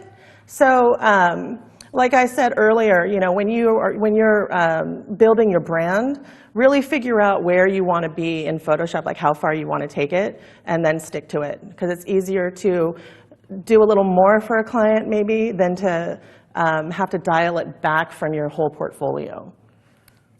So I'm looking at lines. So I'm looking through here, and I'm just looking to see what's distracting me. Like this right here is distracting me a little bit. This right here is distracting me a little. So what I'm going to do is I'm going to go ahead. I'm going to show you 2 ways to do this. But right now I'm just going to do liquify. And I know that liquify has a bad rap, but I personally love it. Particularly when you're shooting wide open like I do, when you get a lot of that blur. You want to make sure if you go right in like this, you can start making these lines too hard. So what you want to do is you want to come in, instead of on the outside, you want to kind of come in on the inside and wiggle. So you're going to maintain that blur. Sorry, my hands are shaking a little tiny bit because I'm a little nervous. This really makes these little detail work fun to watch, I'm sure. And I'm just going to come in, I'll wiggle a little here. So you don't want to like, you know, make everybody skinny. You know, women have curves. We want to celebrate that. You just want to get rid of distractions. Just going to softly manipulate some of these lines here.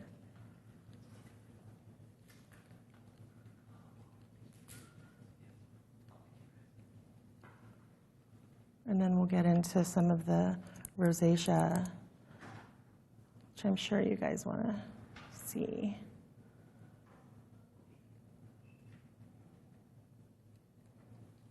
And Rachel, as you're going through, what are the kind of lines that you're trying to create? What is the overall effect that you're looking for?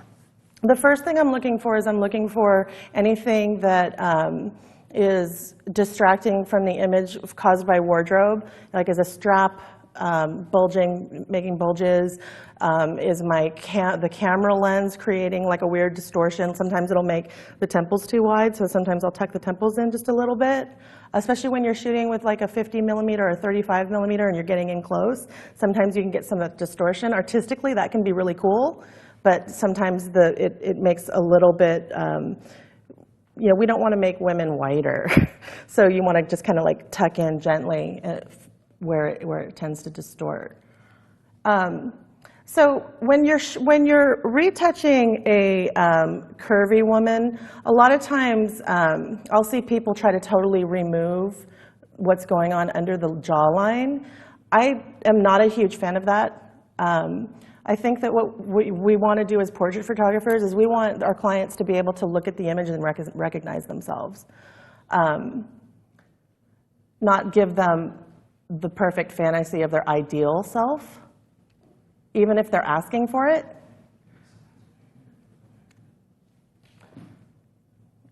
I need to come back a little on that.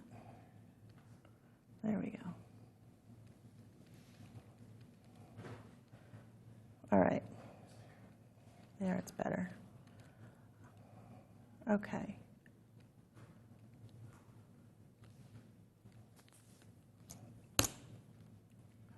And I'll show you really quickly how you can also, I'll undo this, but just for fun, let's show you. If I wanted to like bring this down, you can grab your lasso tool and have it set about 25 pixels. What is that? Oh, there it goes. And then I'm going to just kind of grab an area, and then you can do your transform. Actually, let's go ahead and let's copy that first. And here, do you guys see this little arch? If you click that, it turns it into a free transform. So then you can totally manipulate that area however you want it to be. You just want to be careful. You can see here where it's starting to come out. If I wanted this part, I could just go ahead and select that part of her shoulder as well. So you can really get in there and manipulate that way too if you don't like the way that the liquify works. I personally love the liquify tool. So I'm going to show you guys a really, I've got actions for the color fix, but I'm going to show you a few things longhand. So a really quick, easy fix to take care of skin tone. First, let me overall color fix real quick. I tend to like it. I shoot really warm, but then I always end up cooling it off in Photoshop. I don't know why. It's just, I don't know why I do that. It's just something I do. And in here, you can go into the different channels, and you can color correct.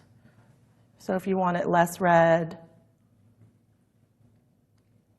this is a very strong tool for color correcting. So I've really cooled it down here.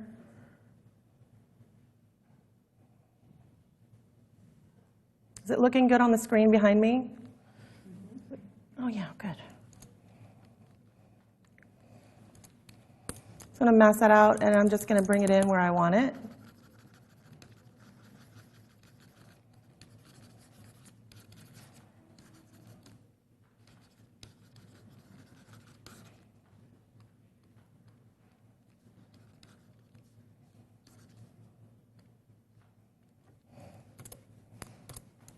Okay, so let me show you this quick little color hack. Okay, so if I go to hue saturation, see this little hand here? If you click this little guy, and then you go to the area that you want to desaturate, pick that one little color and pull it to the left. And she kind of has like an overall pink and red tone to her skin anyway, so we don't want to go too hardcore. And then you can kind of play with the hue to blend in where it starts feeling like it's blending in with the rest of the skin. That just looks like, let's see. Let's go here and see what that does.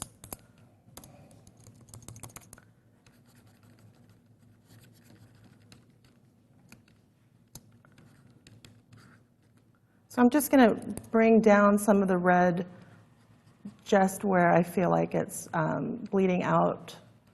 Like we want to keep it on the cheeks a bit.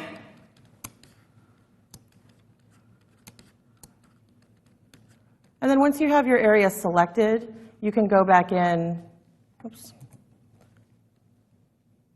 and play around with this area here.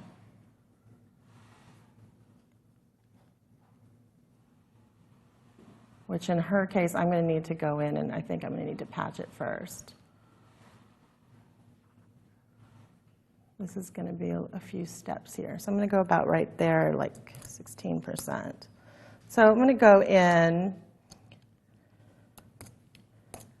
and I like using the patch tool. I like using it for kind of like everything, but especially good for large areas. So I'm going to go over to some of the skin that is evenly toned. Let me see here.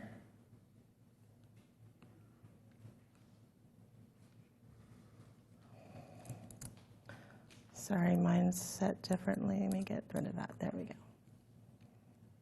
There we go. So just to start to blend this little area a bit.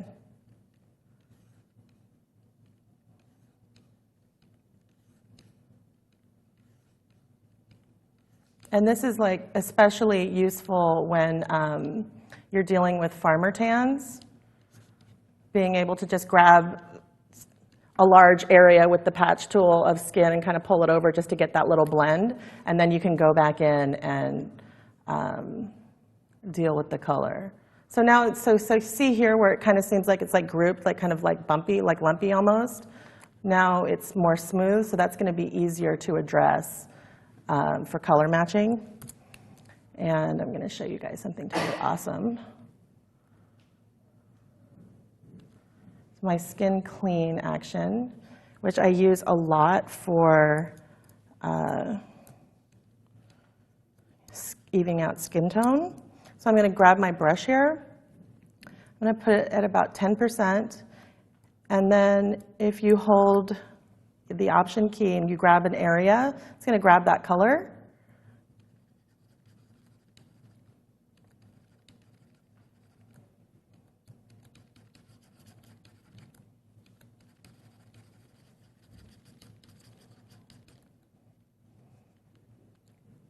You see that? So it's really smoothing out. And you don't want to make it absolutely perfect because then it's just going to make it flat. And that's the same thing with the face, how I talked about when you start to flatten out digitally the contour of the makeup. That's like when you start getting into, you know, evening out skin tone. That's when sometimes we start to flatten it out because we're getting rid of the natural shadows in the face or what the makeup artist has put on.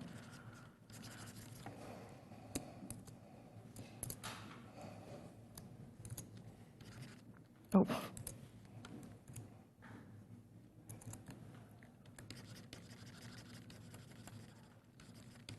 So I'm just going to go quickly and even out her skin tone a little bit.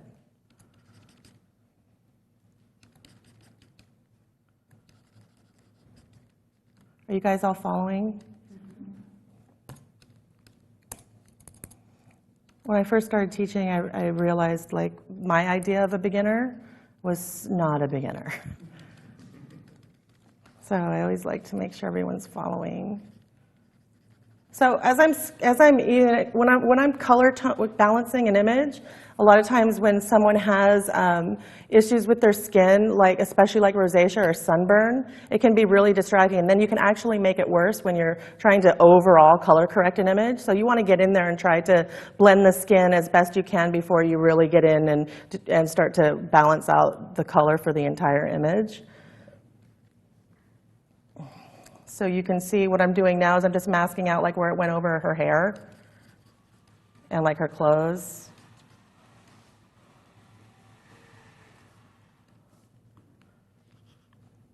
So you can see it's subtle, but really even that out. And for her, I don't think that I would even go too much further. I would leave some of the pink in her skin, because you can tell throughout her whole skin she has pink tones as it starts to get into a little more darker exposure. There is that pink to it. So if she looks at it and she's like totally tan, that would be weird to her, you know? So again, you always want to make sure that you're presenting an image that they can recognize themselves. So I'm going to clean the teeth.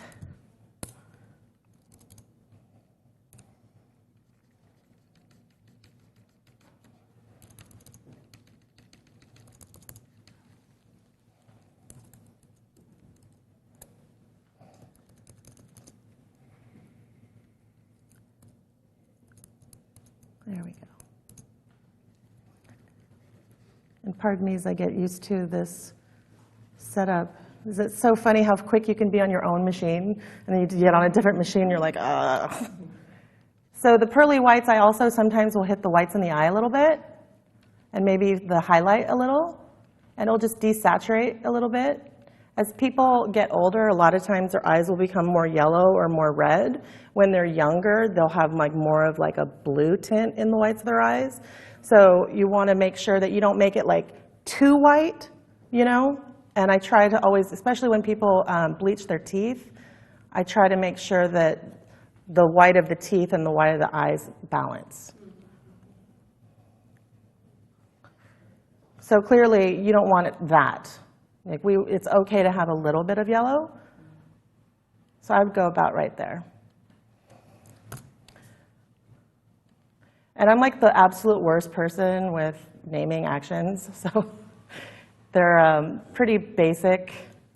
When Sean and I were trying to name them, because like all the actions you see are like Midnight Meadow Whimsical something, you know. So we're like trying to make them all like different, and everything ended up with like booyah at the end. So I was like, you know what? I'm just going to name it just generically so people know what they do. That is likely way more helpful than whatever that first description was. So here what I do with the pop highlights, I just go over catch lights, and I might just tap inside the eye a little bit. You want to be careful because you don't want to end up, you know, making people look like they're wolfing out, you know, give them those kind of like supernatural eyes. And it's really easy to do too. And as artists, we like that, you know, really bring the color out. But people don't look like at the sun or a really bright light and in a mirror. They don't see those colors come out in their own eyes ever. So that doesn't look like, they don't think that they're, even though you're pulling out the color that's there, they still don't think that that's their eye color.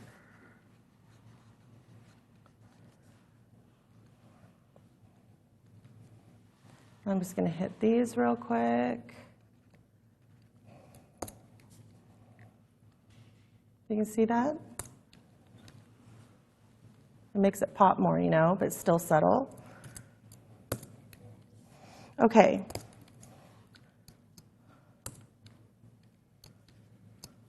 So I'm going to go ahead, again, patch tool, I made another layer, and I'm just going to go ahead and grab some of these. Sometimes you, if they're really small, like if you have like acne or, you know, something like that, you might want to grab the spot healing. That might be a little faster. I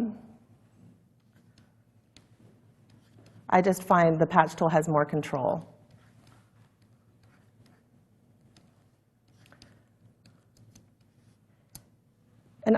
we had anybody with freckles, but have any of you ever tried to retouch skin with someone with freckles, and but they wanted the freckles to stay? It's like, you're like, I'm going to show you really quickly how to do that. So you can go and do all the skin, even though we don't really have freckles to work with. I'll show you guys super quick what you do. So let's say that we've done all the skin, and everything's done, right? So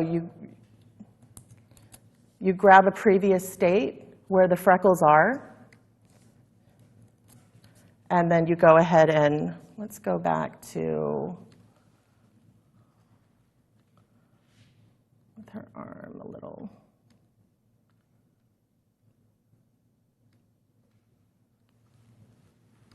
There we go, let's go there. So then on your blending mode, it's kind of like, oh great, well you just put all that back, now what?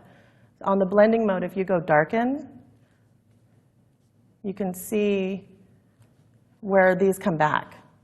So imagine you've just smoothed all the skin and now you want to put the freckles back. Now just the dark parts of the image. See here where all these little areas are back right down here? So you just mask it out and just brush the freckles back on, right over the smooth skin. Okay. So we're going to clean the skin a little bit.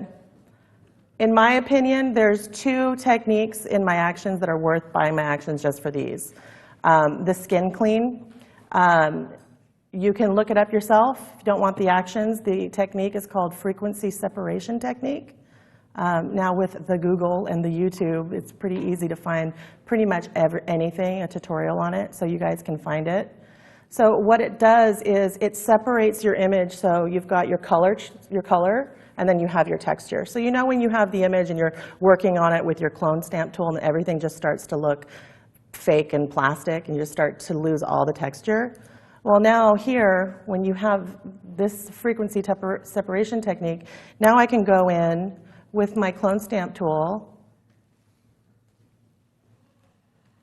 and I can work just on the areas where I want to affect the color, and it doesn't touch the texture.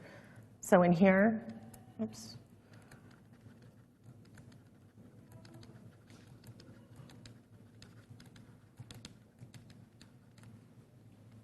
See that? See how the texture is still there? It's all preserved. But I'm just affecting color right here.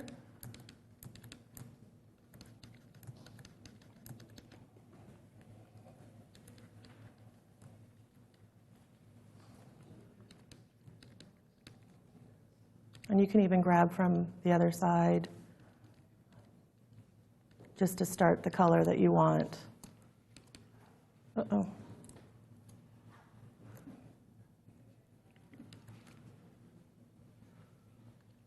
Okay. I get crazy with the space bar sometimes and don't realize it actually moved the whole image. Do you guys ever work so fast and then see? Okay, so you can see where the color, what's happening there. So what I'll do is I will just do one little area. So I've just done the color, and then I'll go to the opacity where I want it blended, and then I flatten, and then I do it again. I don't ever do all of my cleaning on the skin on one time. So you know, you can, the steps for the frequency separation are, it's tedious. So now all I have to do is just hit F6, and it's done. So now I know I can just blast through. I mean, for the sake of teaching, I'm talking a lot. It's, sorry guys.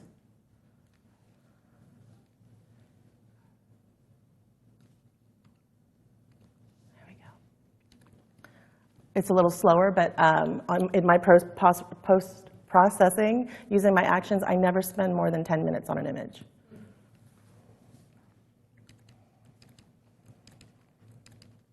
So see here how we're affecting the texture now, but not touching the color?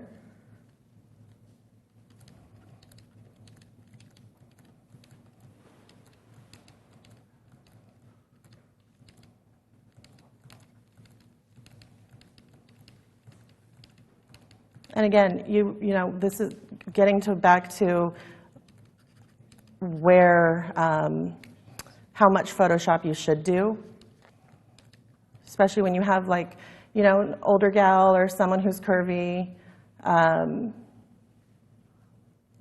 Just remember, subtle changes make a big difference.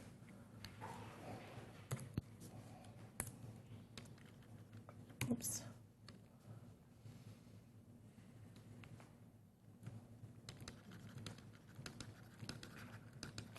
So I'm just going to clean up some of the hairs here. I'm just going to go in here and clean up a little bit in the eye line. Just some of that texture there. Just soften it a little bit.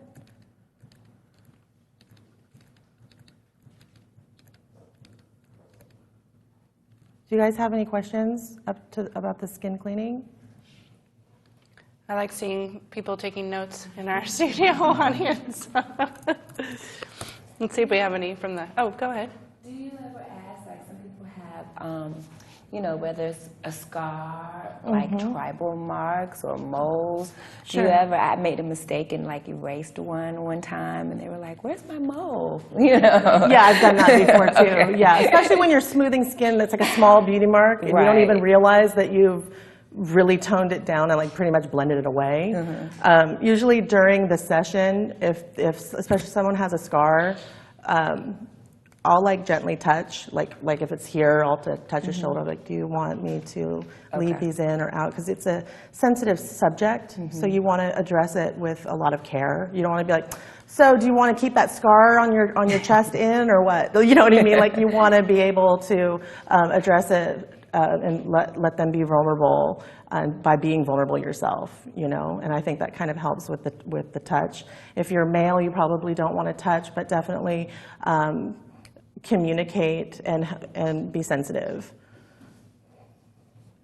Okay. Once again, just to reiterate, do you, Rachel, do all the retouching the images before you show them to the clients?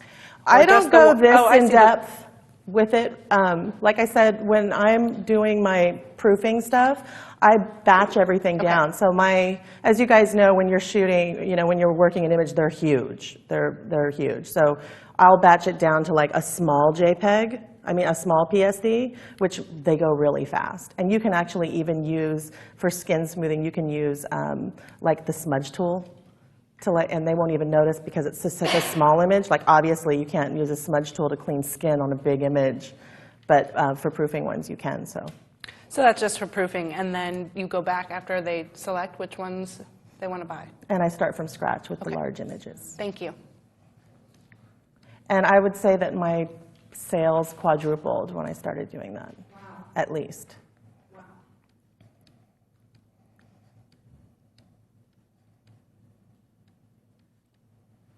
Again, I'm just using the patch tool here. So when you're cleaning up hands, you want to be careful because women have, there's veins. Mostly they don't want the veins there, but we have tendons, and you don't want to erase the tendons because then it just looks weird. So you want to be careful there.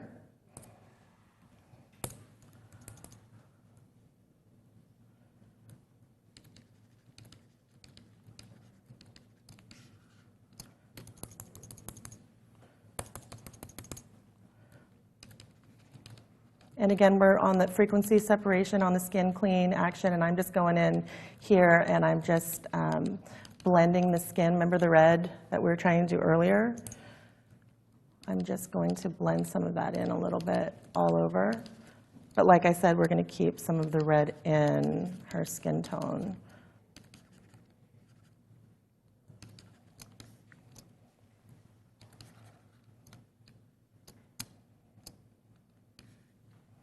This doesn't want to move for me.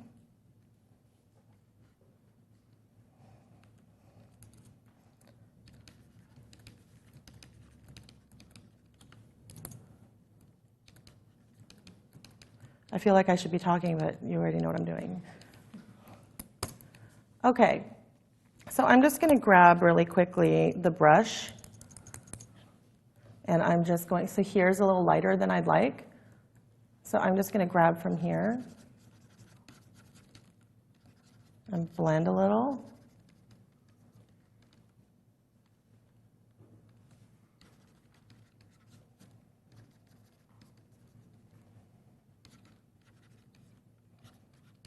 just to kind of balance it out a little bit.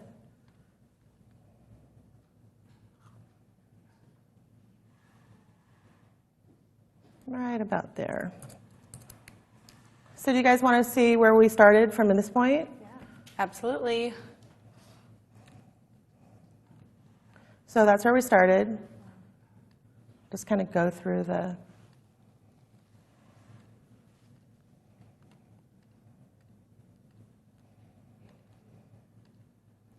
So we've already made a lot of progress. Just, I mean, I know as we're going, you're kind of like, well, gosh, get to it, you know, but you're not doing anything. But you can see we've actually done a lot. We're very close to the end with where I would personally take this. I would also, I would go in here and fine tune more. This here, I would leave. When you have rolls in the side of the skin, I personally think that women's curves are beautiful. When you try to remove it, which I have done because people ask me to, it looks weird. It just looks weird when you completely remove those creases from the side of the skin. But it's it's a personal preference. If that's something that you want to offer, that's awesome.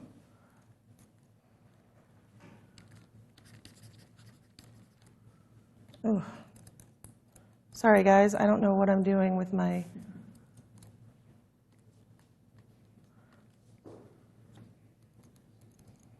I'm getting distracted by that big pink ring around my tool. That's what it is.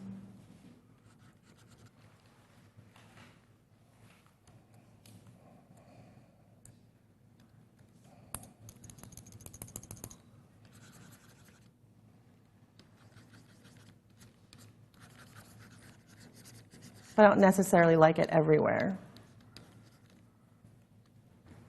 You guys see that difference? Can't tell. Yep, there we go. Okay, so I'm going to zoom in here real quick. So we want to balance this out a little bit. So the way that I would do that is just a quick hack. I'd grab my curves, and I'd grab it from the middle and pull the midtones up. And maybe...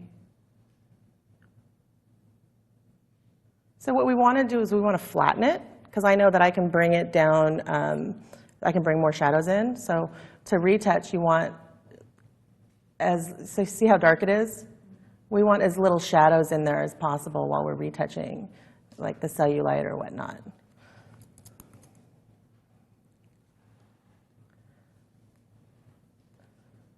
Let's can make this thing smaller. Okay.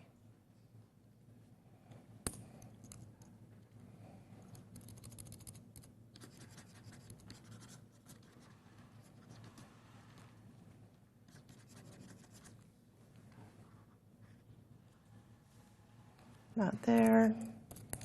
And then I'm going to go in there with my patch tool. And I have it set to destination. So I'm grabbing an area I want and pulling it over the area I want to cover. And then we'll get to skin smoothing. That actually helps clarify. We had a question in here about taking the patch tool from the area that you do want to the one that you don't want versus the other way. Correct. And so is that just a setting? When I preference? first started patching, it was Yeah. it was opposite, and I was Okay. like, "What's happening?" Okay. Yeah, I like to grab from from an area that I like, that I want to sample from, and pull it over. Great.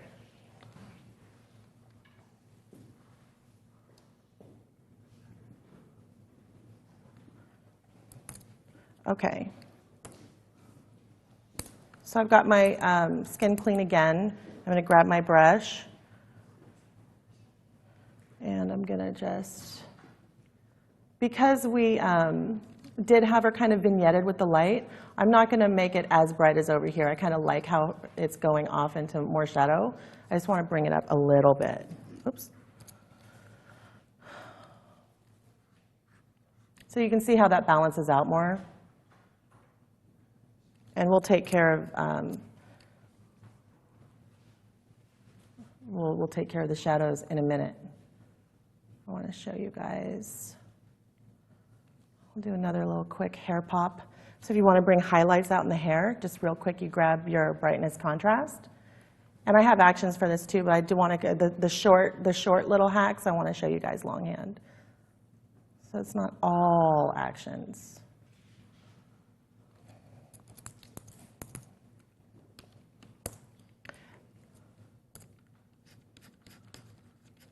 So I'm just going to go over the areas that are highlighted in the hair.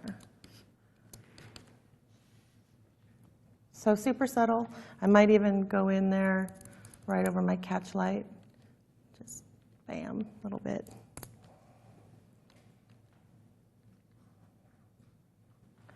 All right. Okay, so now let's go ahead and let's smooth some skin. I'm sure you guys are.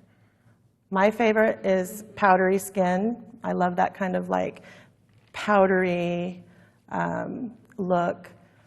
It's not a one-click action to do all over everything. There are third-party software. I think portraiture is very nice.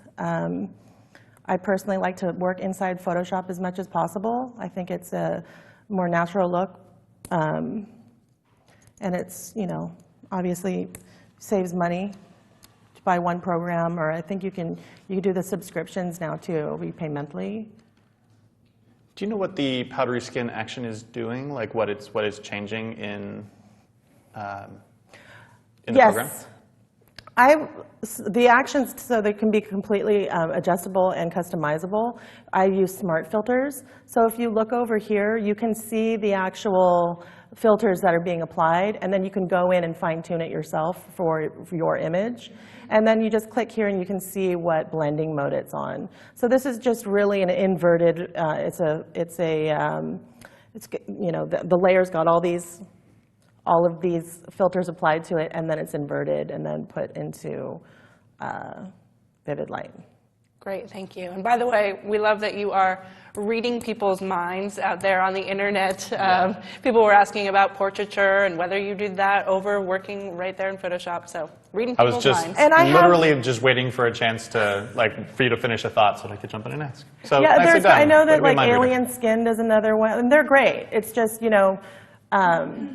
I've figured out how to do it where I'm happy with it within Photoshop. So, I've got 3 kids. I'm always looking to save money where I can. Okay. And when you see images online, there's always that web compression.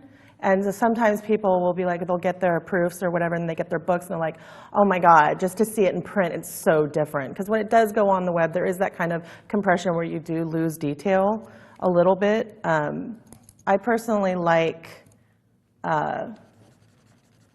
being able to see the pores in the skin, which I know there's with the whole glamour look, boudoir look, sometimes it's, people they expect or like to take it to a really glamour, kind of plasticky look. And I think that's kind of 1980s, No offense to anybody, just talking about how I do things. So I'm not going to freak out about freckles on her arm showing, or the wrinkles in her knuckles, stuff like that. I don't really feel like those need to be softened. So can you guys see that? Turn it off. Can you see that? Go a little closer.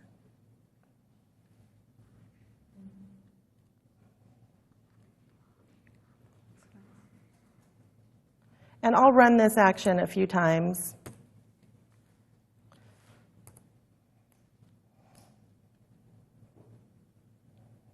For different parts of the body, because like I said, it's not a one-click thing that goes for everything. But I'll show you how to adjust it to fit your image. Sorry, I've got a little glare on my screen, so I know I probably look really Asian right now.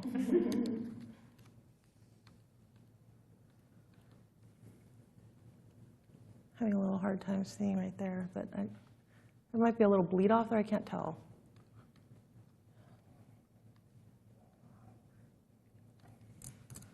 All right, so let's go to the face where you can tell a little more.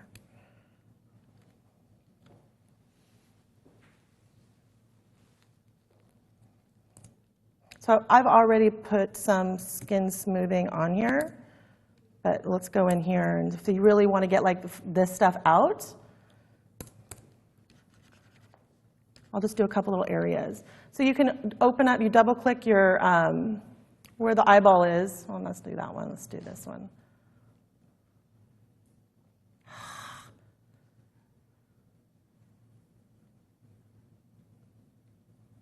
So can you see how that's changing?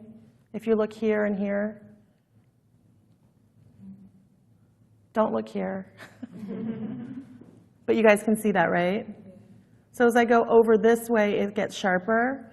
And as I go over this way, it gets smoother. So on these little spot areas, I'll make it really smooth and kind of powdery.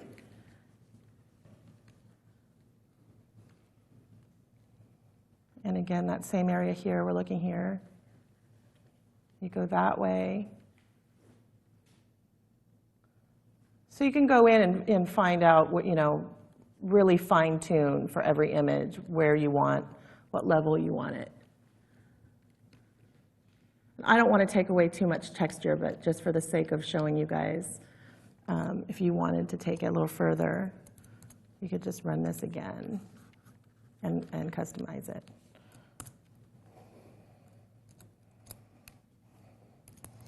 There we go.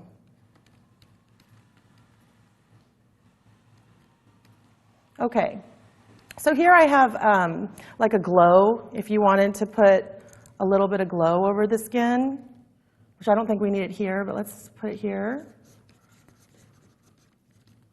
Maybe let's hit it up here, like the T-zone here. So like the forehead down the middle of the nose, not on the sides, just down the center here. Just kind of like above here, kind of around the apples of the cheeks. And then here under the chin, like on the chin. And then just really quickly there.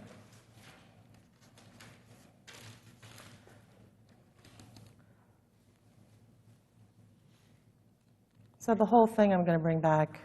Do you want me to zoom in? You can see it, right? Okay. So let's go ahead and address some of the areas. We're going to go back and deal with some exposure. So I'll show you some quick things you can do. If you go to levels and you go down here, and you go down here, you can bring down your darkness and lightness.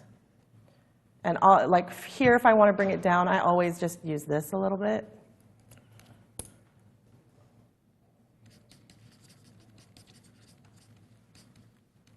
I'll just kind of hit the areas.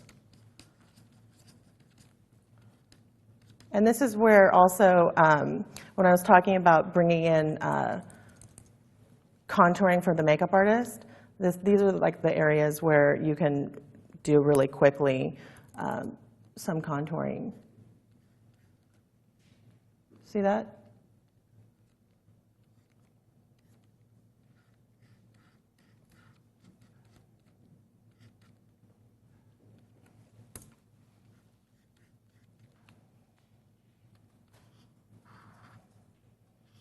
So it makes a difference. It brings back that shape that the makeup artist created.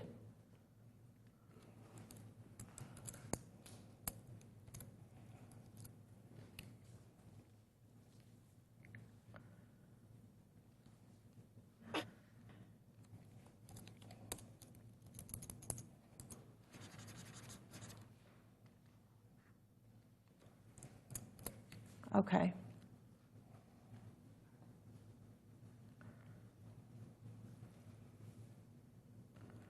So these are some of my favorites for boudoir. I love this give me depth action. So it's kind of like a hug, like hugs everything. And remember when I talked about bringing the shadow detail back in here? This just automatically does it. But it still keeps the areas we want light. So again, Rachel, for that one, could you tell us what that action is comprised of in terms of, for everybody, what's within there? What's inside of it? Yeah. All it is a gradient layer set to blending mode luminosity. All right, cool. Thank you. And then I like to do this guy. That nice like glow that's really popular with boudoir.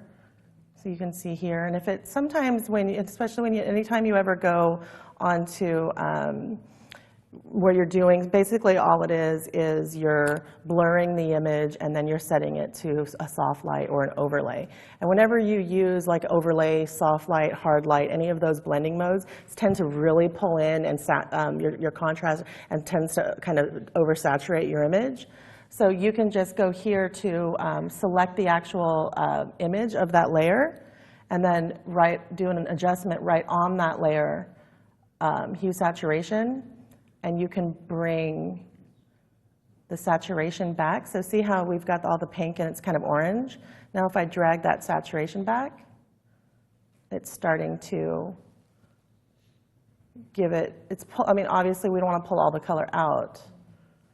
And within the action, it already desaturates a little bit, but for this particular image, I'm going to want it to desaturate a little bit more too. And then I'm going to go back over here to my mask, and I'm just going to tap over all the areas where I want to keep the detail, because even though it's on a soft light blending mode, it's still a blur. So it's still going to blur out. And for some images, you may like the way that looks. You just might want to keep it that way. But especially for an image where it's like a 3/4 shot or a headshot, you don't want to obstruct the details with blur like that. And then I'm just going to define the edges real quick, so you can see. Let me go in a little closer.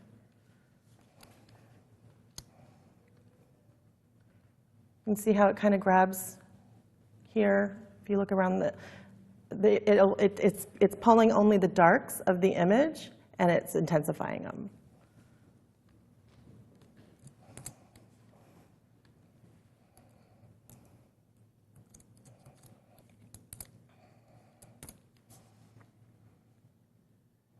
And then the sharpening that I do,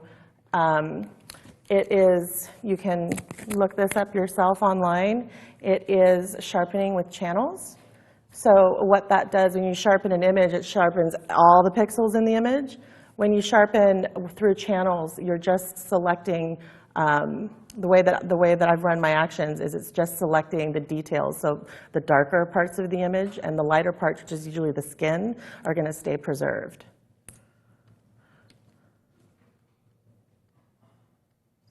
See that? So you're really sharpening what you want, then you have to deal with going back and masking out the skin. In this case, I'm going to want to mask out the skin a little bit just over the lips. And I apologize, I'm having a little bit, the glare is a little bit tricky for me.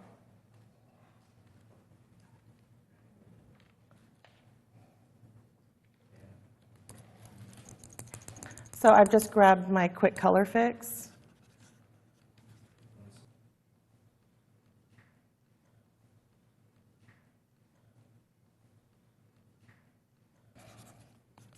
So I'm just spot fixing right now with the quick color fix. And you can see when you just take those little color adjustments, it almost makes her look slimmer. Do you notice that? I'm going to turn it off and turn it back on. See how here now it's like hugging around her jawline? Just by doing that little spot color fix. See that? So I would be here, I'd be done with this image.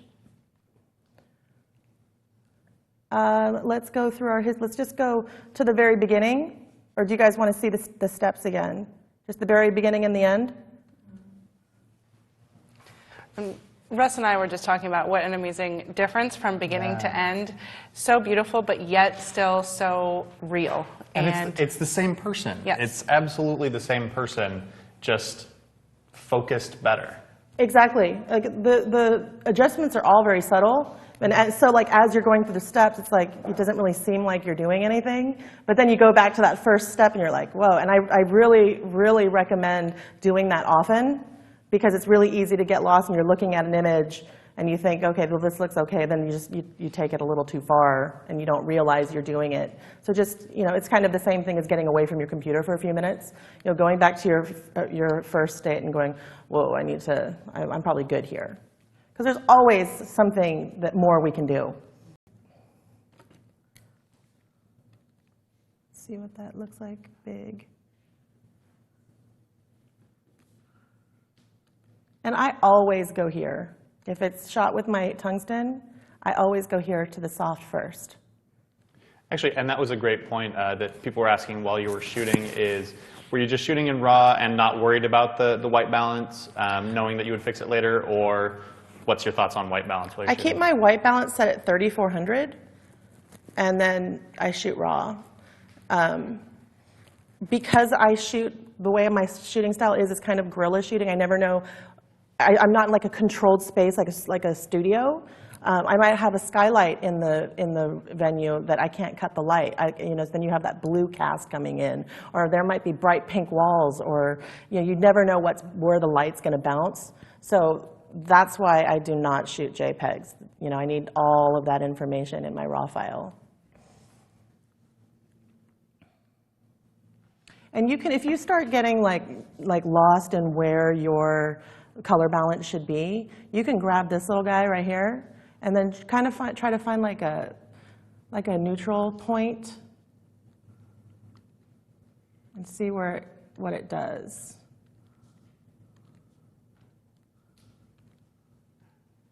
Yeah, I'm liking this better.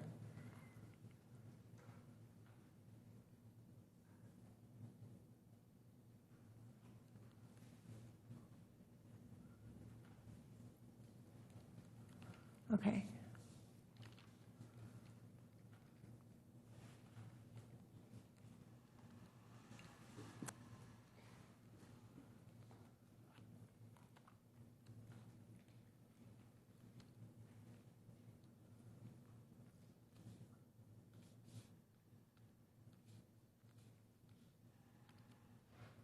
Okay.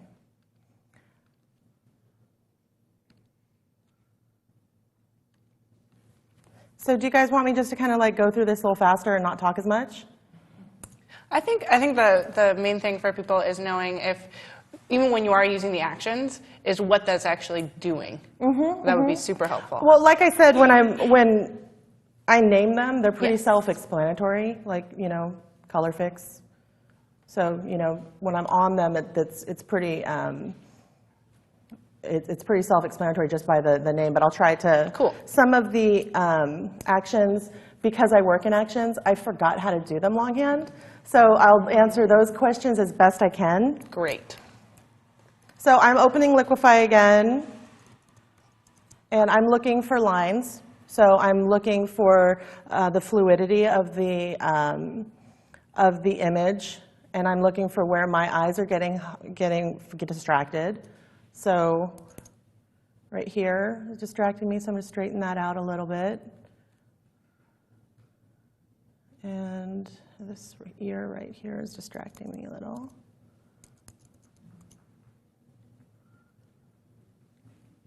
And just the arm a little bit. And remember, if it starts getting to areas that are blurred, just wiggle.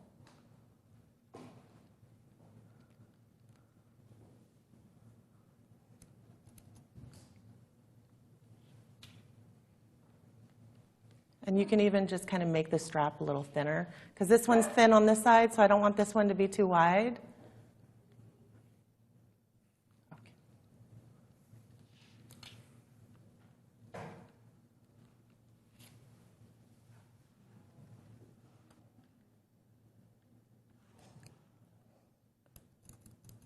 So we have a little distortion, lens distortion.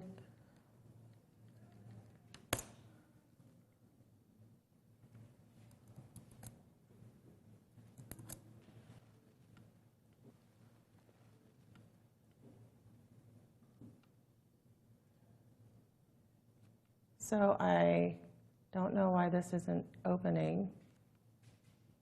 Oh, I think I'm doing something bad. Stand by.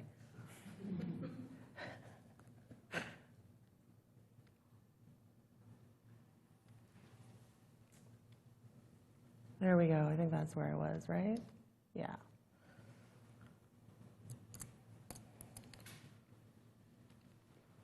I'm going to go in again. So right here is bothering me just a little bit, so I'm just going to even this out right here. What about it, Rachel, is bothering you?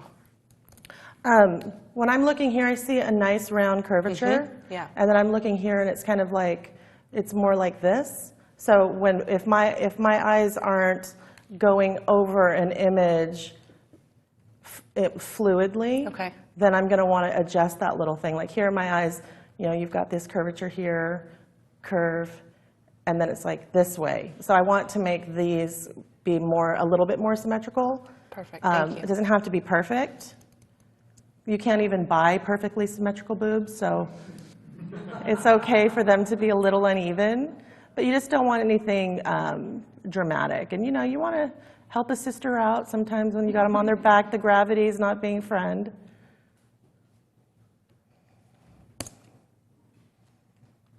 So just that tiny little adjustment just makes it better.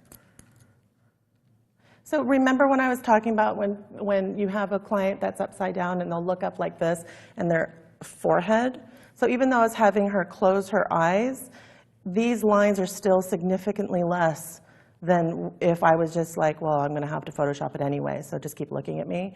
The fact that I had her close her eyes and relax her, if you remember, I had her go like that, then the forehead releases, and then she opens her eyes really quickly. Even though I have some of the lines, these would have been all the way across, heavily creased if I didn't have her do that. So that's something that I'm keeping in mind when I'm posing and shooting, is what I'm going to have to be retouching on the back end. And so the first thing that I'm going to do is I'm going to get rid of the creases that we just talked about before I do any kind of like color correcting. So I've got my patch tool, and you can see just how easily you can control what you want to manipulate with the patch tool. Sometimes I feel like the healing brushes, it's kind of like a box of chocolates. You're not sure what you're going to get. I feel like the patch tool is just much more reliable. And again, going back to the whole concept of an artist mixing their paints, when we adjust opacity and then flatten, we're blending our paints for our canvas. So we're doing just a little area, doing the opacity, flattening, and then starting again. That's how we maintain the texture.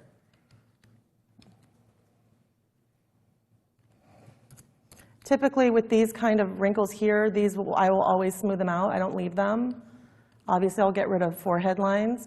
Crow's feet are wrinkles that I'll minimize, but I'll keep.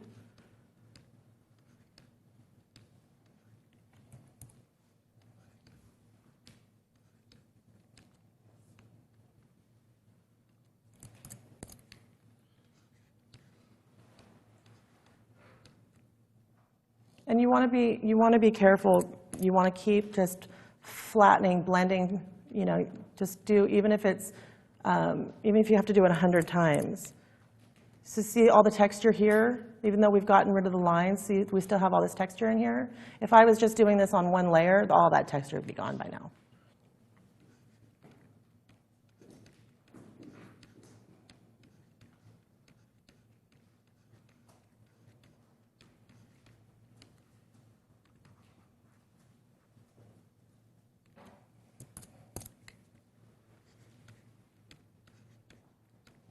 So one of the coolest things, too, about Photoshop, I know that Photoshop has I think it's called Elements, which I heard is good.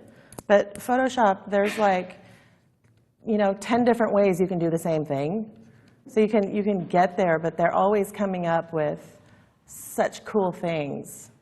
So it gives you that opportunity, like we talked about, with always learning and evolving. And I personally really love that this career isn't just stagnant.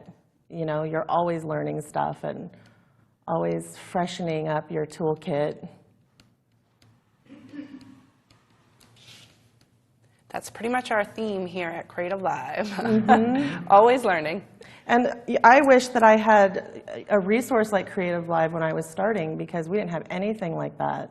I know I'm dating myself, but there was nothing like that on the interwebs back in that day. And as a single mom working a full-time job, there was no way that I could go to school to learn what I wanted to do. Okay, so I've got the forehead taken care of, and all of this stuff I'll blend back later. But see these big pieces here in the skin? I'm going to remove those right now before I start to color correct.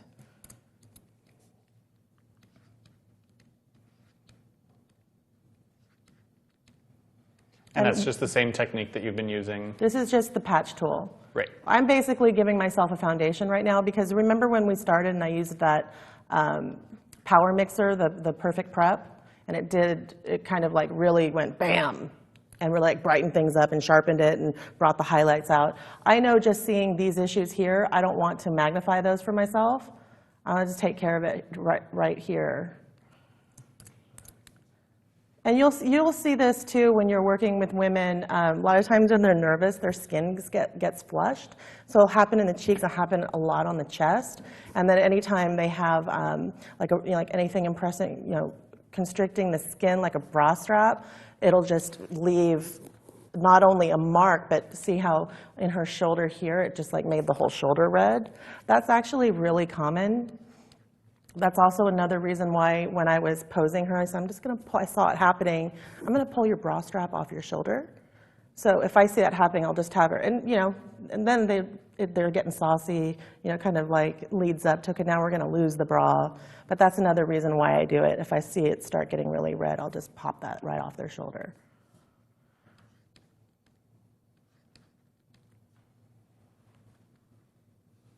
And it doesn't have to be perfect. We can blend later. I'm just going to take care of the...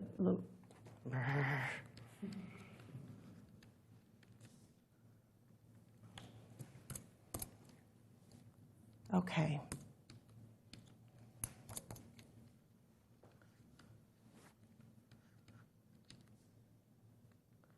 All right. So let's go ahead and run this guy. So if I would have done this at first, those forehead lines would have been gnarly, and this right here would have been a lot worse. So now I can figure out where I want to level this without distractions.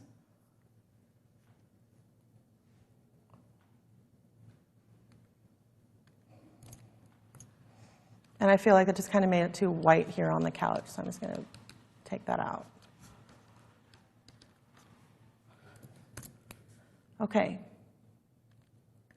Just going to go to the quick color fix, and you'll see how it kind of desaturates, but doesn't totally take out all the color tones.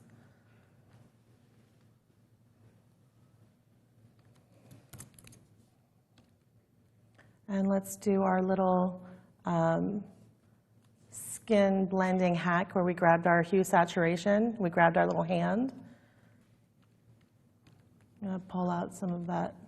And I'm tapping and pulling to the left towards desaturating. In here a little.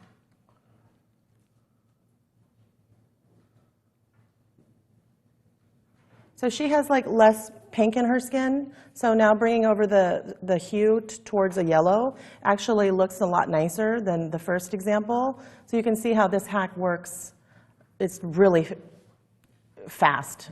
And it's just a really amazing, quick trick to help get you there.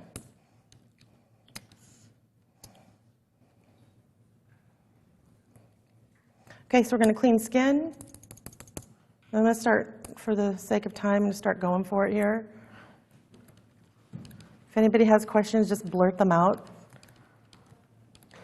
Oh, we will.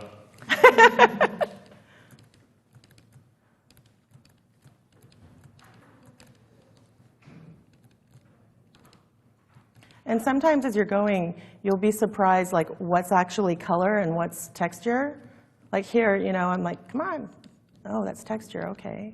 So it kind of helps you understand the landscape of pixels and color. It's interesting.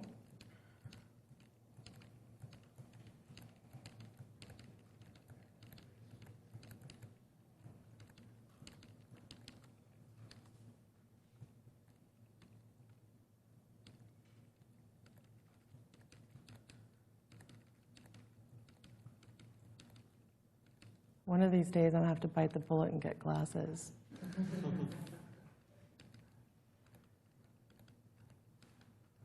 It's like, I don't know when I made that jump from chick to ma'am. Like, it happened overnight. I was like, what? Don't call me ma'am.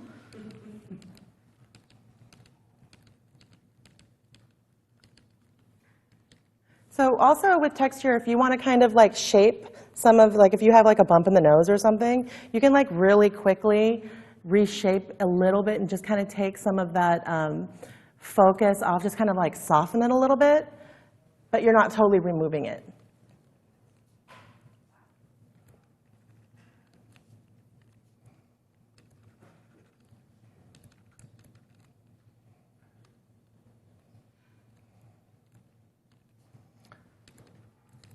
So this is really common when you have someone who starts to sweat because it gets hot under the lights and they're nervous, so they're sweating. It really just you start to get a lot of hot spots in here. This technique is wonderful for that. Because not only can you go through and start doing that, then you can just go onto your color layer and then just grab your brush and then sample a color and then just start painting it in.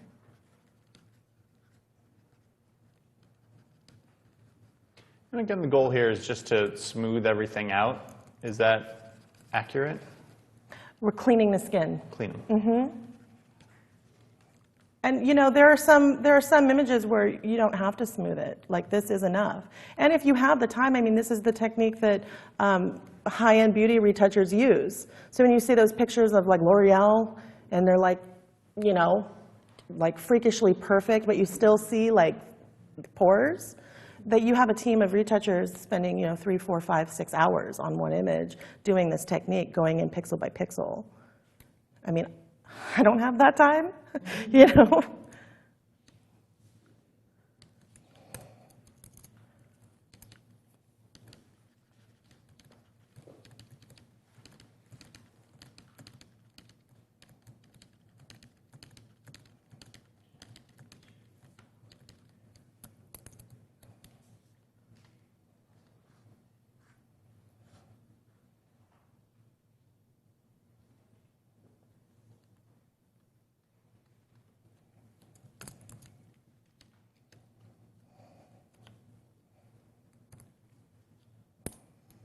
So I'm just running the same action and just fine-tuning here.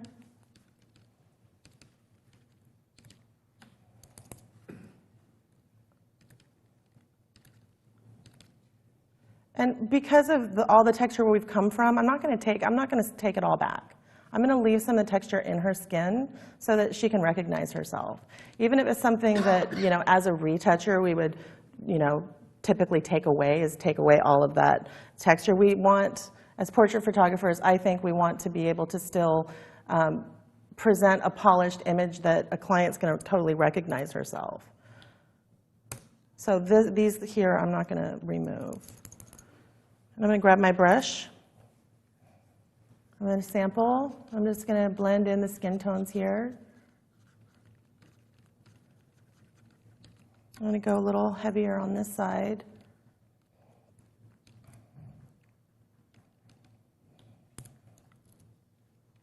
So you can see I'm going back and forth with opacity. So I went like 40% right here, and then I'm like 10% to blend on the sides, because I don't want to completely flatten it out.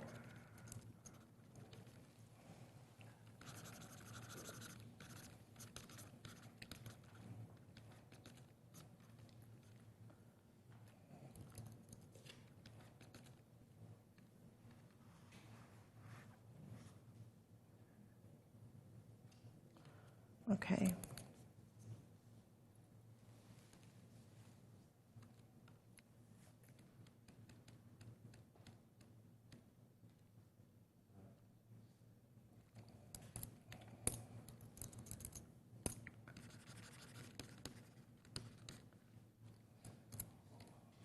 Okay, so I'm going to smooth it here. I think I'm rather long-winded. Start explaining things, I don't realize that I need to like shorten it. Now we want the explanation, so it's all good. It's all good.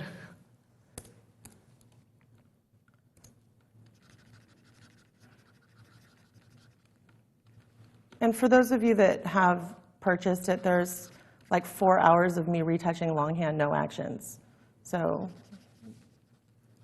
you can go back and work with me.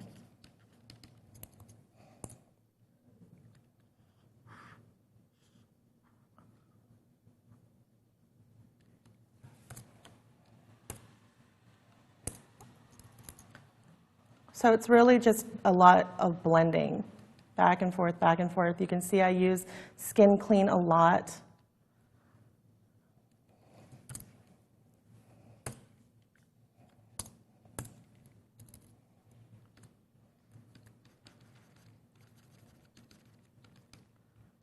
I use this more than anything else in Photoshop, is this technique right here.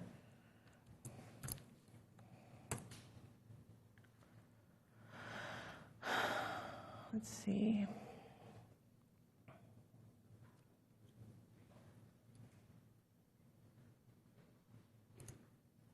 Let's go a little closer here for you guys.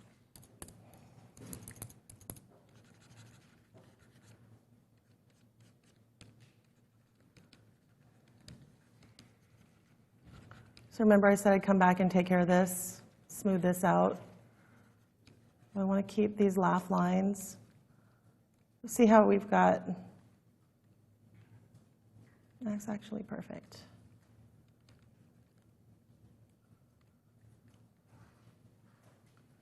I like it really subtle. And like I said, you can go in here and you can make it more intense if you want. And these right here I'm going to keep. I've softened them a little bit, but I'm going to keep them on her face.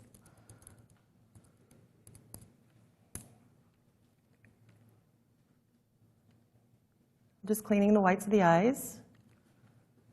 Pop the highlights. And the cool thing with the darkened edges too is you can reapply some of the makeup. It's the eyeliner. And with pop highlights, you can also go into the hair with it.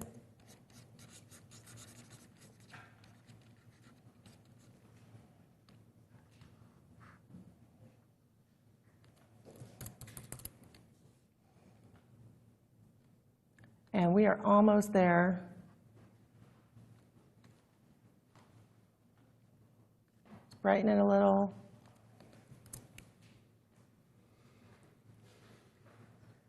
And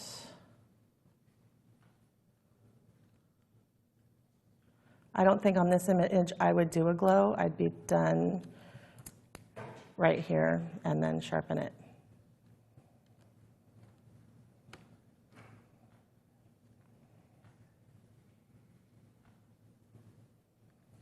And that's it.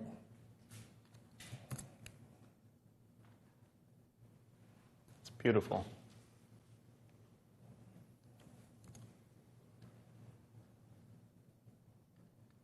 Maybe a little matte.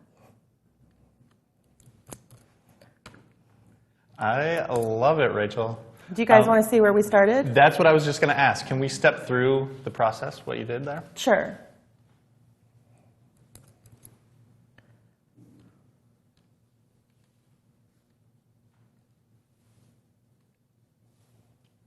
Nice. So it's a lot of little subtle things, but a big difference.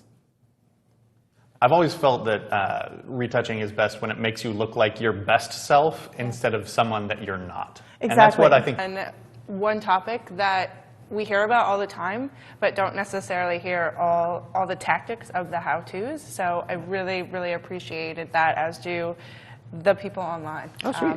Yeah. And a reminder for everyone, or not a reminder, announcement, I guess, for everyone. Sean is actually going to record a video of how to actually make a Facebook ad step by step. Like you went through some of the general. Yeah, this was the more general because I know not everyone's a boudoir photographer or understands Facebook ads, so we have to get something going. But I sit down and we'll do how I do our ad. Not a generic ad, this is how I do my ads. So my words are, it's my copy, it's my everything. Try and find your own copy though, don't take mine. That'd be like not allowing you to be creative. You know, find out what works for you because it's going to be different than what works for me. And then a quick what next. Now you've got the email address. I tell you how many people that have been in my system for different cities for several years and then become a client. Well, if I'd given up on them 3 years ago, then they wouldn't have had the opportunity to have the experience that they wanted to have. So not everyone's a client today. Stay with them. They'll stay with you too. Fantastic. And we're going to be going over later in the course some of the different tactics and such that you utilize as well. Yeah, that'll be a Saturday. Fantastic. Saturday we'll go a little more into the email marketing that you were talking about and how to stay on top of that as well. I think Rachel's coming back. The reason that you're here. Reached the end of today for the most part. And you did great. You did great. She did great. He's like Oz behind the curtain. Except I have more hair. Love it. Do you have any final thoughts for us for today? It was a joy to be here. You're a great class. It was great to see how it all works and to be able to bring you the information that we have. I'll be hitting more in-depth on my systems and specifics on Saturday morning. I know that you're shooting a bunch tomorrow, and then there's a big retouch as well. Right? Yeah, we're doing 2 models in the morning, and then another model we'll be doing. I'll be doing all kinds of different mixed lighting techniques. I'm going to go old school and even grab some pantyhose and pull it over the lens, and we're going to do some fun stuff, mix it up. And then we're going to hit retouching again, which I'm going to go more in-depth with retouching and go step by step and not do actions for a little bit, just so you guys can see the actual process. And I'll we'll give you a better idea of like actually step by step the process and why and the how. So which is awesome, Rachel. I think it was really cool to see today how you work and the speed at which you work. Right. So it'll be fantastic to go back and look at again on another round of the step by step for people who don't use action. So thank you for that. And we'll be finishing the day with a couple since it's Valentine's Day. So we'll be finishing with a couple. The last part of the day will be the couple shoot, right? You're not dressing me up like Cupid again, are you? You guys don't want to see that. No. Well, Rachel, I think we also we had one more slide with another woman who you've worked with. You want me to read it? I'd love to hear it. Okay, it says, Rachel, since the moment I stepped into my session, you have changed my life forever.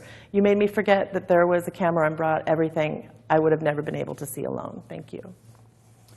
Fantastic. So it's been an awesome day, and people in the chat room have been in love with you and with your spirit and your energy and knowledge. I'd love to read a couple of quotes. First one for Sean. Enthusiast says, Rachel is lucky to have such a knowledgeable business manager who also thinks she walks on air. It's true. It's true. If you can find somebody like that. I know she walks on air. I don't think it. I do rent him out. Oh, fantastic. For parties. Fantastic. It's another bonus material. That's a purchase. One Sean included with every purchase. We also have a couple quotes from Bia Mello, who says, I'm a student photographer, and I'm just very impressed about Rachel Stevens' work. It's amazing. And then on the complete opposite end, we have JWA4909, who says, I'm a published photographer and shoot for agencies, and I absolutely love Rachel's connection with her models. So whether you're just starting out, whether you've been shooting for a long time and are really accomplished, your work is inspiring. Thank you for everything for today. Thank you. And just to remind everybody sort of what this whole first day has been, we started out talking about the foundation of why we do this, why we're here, why are you here in terms of what is it about boudoir photography that has brought us here, and what the journey has been for Rachel. And we went into then an empowering women, an empowering. That was kind of the bottom line that we heard not only from our studio audience and those of you out there, but of course from Rachel as well. We photographed 2 women today, and weren't they beautiful? Amazing smiles. We got to see that connection that Rachel builds with her clients in real time. And then we went on to retouching after lunch. Had a full session where it was awesome because we worked on 2 images over the course of that two sessions. So we really got to see you go through all the different steps. And each one with different problems and different things to fix, so it was great. For me, I have red skin, scares me, maybe because it's my own red skin as well, but when going to retouching, so I really appreciated how you took us through getting rid of the red skin and the blotches and everything. And then we just finished off today with Sean and starting to talk about business, but of course there is so much more, but that was truly a wonderful in-depth session on Facebook ads and seeing how amazingly they work for you. And it's something, again, that is so accessible to everybody, but we don't necessarily try. So it's fantastic. So again, everybody, we have 2 more days to go. Tomorrow, again, we're going to be doing lots more shooting. Valentine's Day, spend it with us here on Creative Live, and then on the 3rd day we're also going to be looking at doing a segment on pinup photography. We're going to be doing again more post-production and more business. So it is a very, very jam-packed, full look at the business of boudoir. And as always, everybody, this is day 1 of a 3-day live event where you can tune in and watch for free. However, we also give you the option to upgrade to anytime unlimited access to all of the course content. That is the videos plus all of the bonus materials. And Russ, let's talk a little bit about what those bonus materials are, in addition to, again, all the course content. Absolutely. So there were a number of bonus materials that are included with enrollment in the course. If you just RSVP on the course page on the right-hand side for free, you can get a PDF with a bunch of bonus offers, which is fantastic, including $15 off the whole shebang boudoir action, Photoshop action set. That's over 160 actions, which is a lot.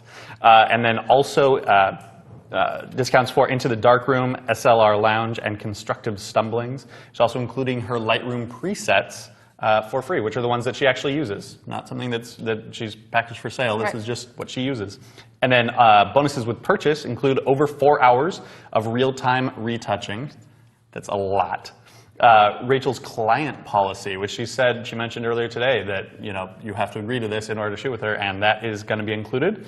A scheduled PDF that she uses so that she can do 13 sessions in a day, 26 over 2 days, and more. Somebody was trying to do the math while you mentioned that. I was like, how does that work? That's how it works. You can find out. And then that walkthrough that we just talked about with Sean, where he's going to actually walk you through a video how to create a Facebook ad. Right. It's a lot. So incredible value. The course is $149. However, again, it's $99 when we're live. There's a green buy button beneath, so we encourage you to make that decision if you're going to buy. Make that decision and do it now. Again, everybody, thank you so much to Rachel. Oh, one more thing. One more thing. There's always one more thing when it comes to me, but the photo contest. Yes, the boudoir photo contest. Facebook.com/creativelive. Go check that out. Spend tonight entering in the contest with 1 image. There are some amazing, amazing prizes, and we list those out there on the Facebook page. But for now, thank you. It's been an amazing first day here, first time on Creative Live.